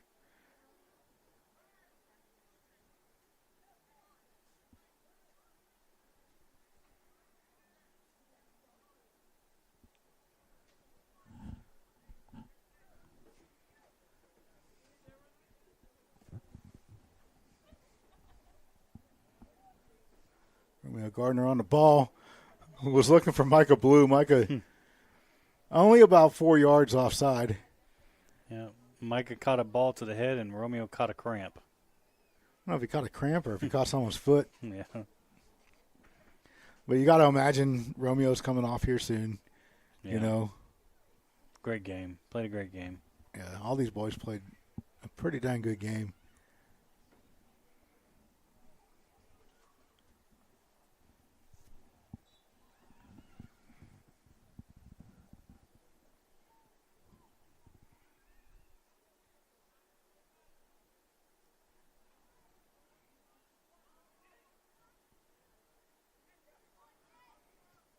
Work by the Highlanders to work out of the back.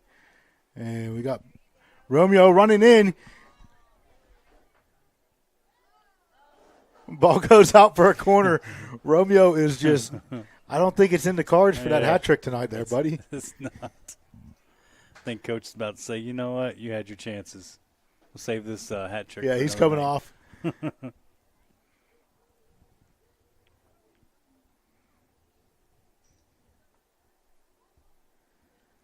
He's coming off. Maybe he'll tell him, look, I'll give you 3 minutes at the end of the match. We'll put you back in. Maybe.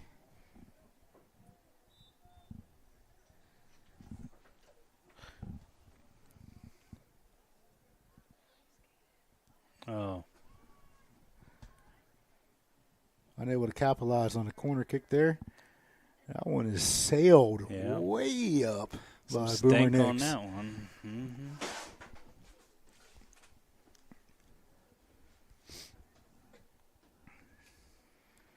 I think Boomer tried to send that to the middle school.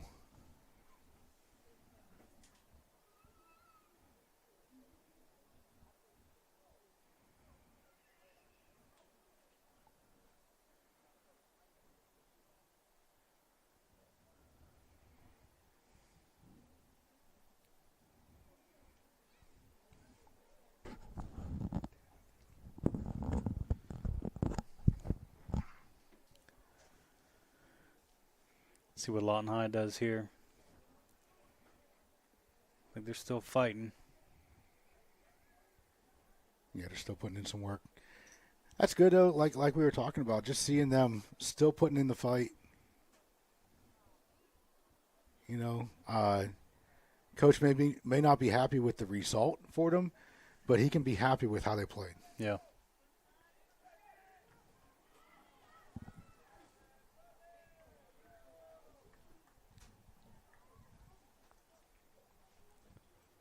Seven minutes left. 6-0. The Highlanders over the Lawton High Wolverines. Once again, this will be the only match that we broadcast for Highlander soccer this season because it is the last of the inner city Lawton Public Schools championships. Lady Highlanders earlier tonight won the city championship by beating the Lawton High Wolverines after already beating the Eisenhower Eagles, the Lady Eagles. This one is just for pride at this point for the Mac men and the Wolverine men. After a display last week at Eisenhower that we probably don't want to see again. Yeah. And this season. They came out though. They almost looked a little defeated when they first came out. It took them a little bit of time to get going, but once they got their confidence, they started connecting up top. They looked great. Possession is definitely getting better. I'm curious to see what happens the rest of the year, but this is a district game, correct? So yes, this is their first district game. So coming off of that showing with Eisenhower, I think Coach might have lit a fire a little bit. Yeah, and to me, watching them play all the way up until the Eisenhower game, they played great. And then that Eisenhower game, they just didn't look the same. Something looked off. Sean Cole with the ball into the middle. Oh, so close. Almost number 7 for the Highlanders. Caden Borchert down there putting his body on the line for his team still.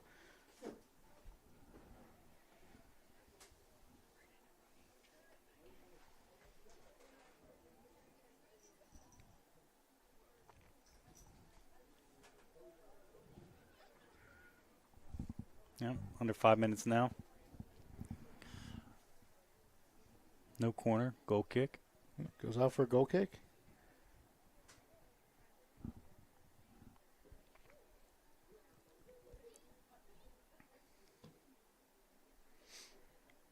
Well, Rich, it's been fun. It has been a fun match to call with you, Jason. It's great to get back in here, but I really do enjoy just watching the game. Yeah. Being dad for a little bit, you know. Yeah, playing dad is fun. But appreciate you doing this. A lot of people have been asking, just to get 1 or 2 of these games in. I think you met that challenge. Got to see the Eisenhower game. Eisenhower broadcasted it, and then you did this, and you put this together. So I appreciate you, and I know the other parents do too. Well, thank you. We just do what we can for these kids. Yeah, it's always cool for them to kind of, they go home, they can replay it themselves. They see it, yeah. Yeah, we catch a lot of, I catch a lot of flack back for some comments or whatever, or they come back laughing at me because I said something or about them, about the boys. I'll tell you, it's not easy though, because when you're speaking, you're just speaking honestly, right? And yeah. Sometimes honesty can sound a little rough, but yeah, you're not the best intentions. You're not going to hear me say that a player did great when they didn't. Or you may not hear me talk about a player, and maybe they weren't playing so well. Right. But I am not going to sit here and lie to you and be like, yeah, that dude did awesome when they didn't have a good game. Right. Or I might tell you, hey, they're not having a good game today. It's not their day. Yeah. But the Highlanders, I don't see that tonight with any of the players. I got some more substitutions. Jason Shaw going out for Parker Keith. Miguel coming out, and looks like Landon Carpenter coming in. Putting Micah back as the defensive midfielder. I don't know who number 12 is.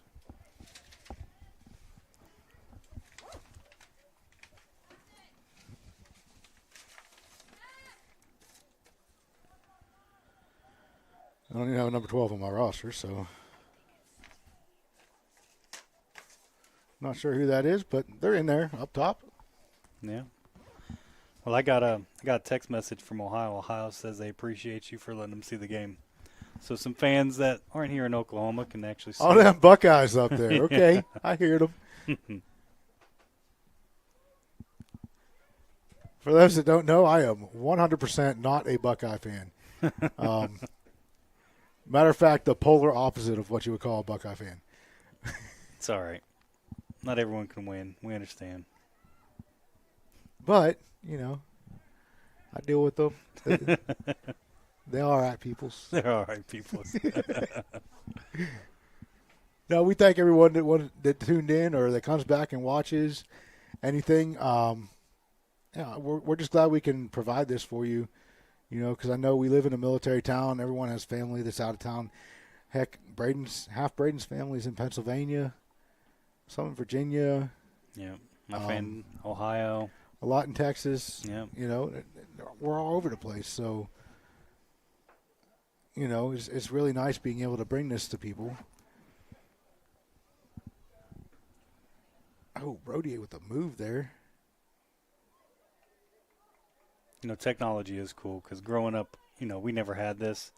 And to think that some of these are broadcasted, you can watch YouTube or an application, and it's just really cool, especially, like you said, people out of town. I can't foul make there it. Against Logan Redout, right outside the penalty area. Just a stupid foul to take, though. Yeah. He put his hand on the kid's shoulder and just drug him down.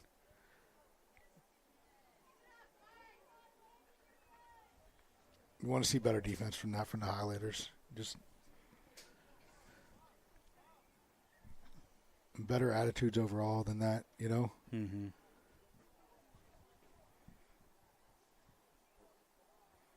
I mean, and the bad thing, too, is, you can hurt yourself doing that just as easily as you can hurt someone else. You got one young man in the wall there kind of limping around. And that is game time. 6-0 for the Highlanders, beating the Lawton High Wolverines. It's been great. I can tell you it's been fun. It's been real, but it ain't been real fun. No, I love doing this for you guys, and I hope that you guys get a chance to come back and watch the young men and women that played from both sides of the field. Great job tonight. Outstanding sportsmanship shown in both matches by the ladies and the men. And, John Burke on the camera, Rich Frederick, Jason Shaw on the mics. Is Oklahoma Sports Network bringing you the last Highlanders soccer game of the season, unless there's playoffs, and we might try to do that.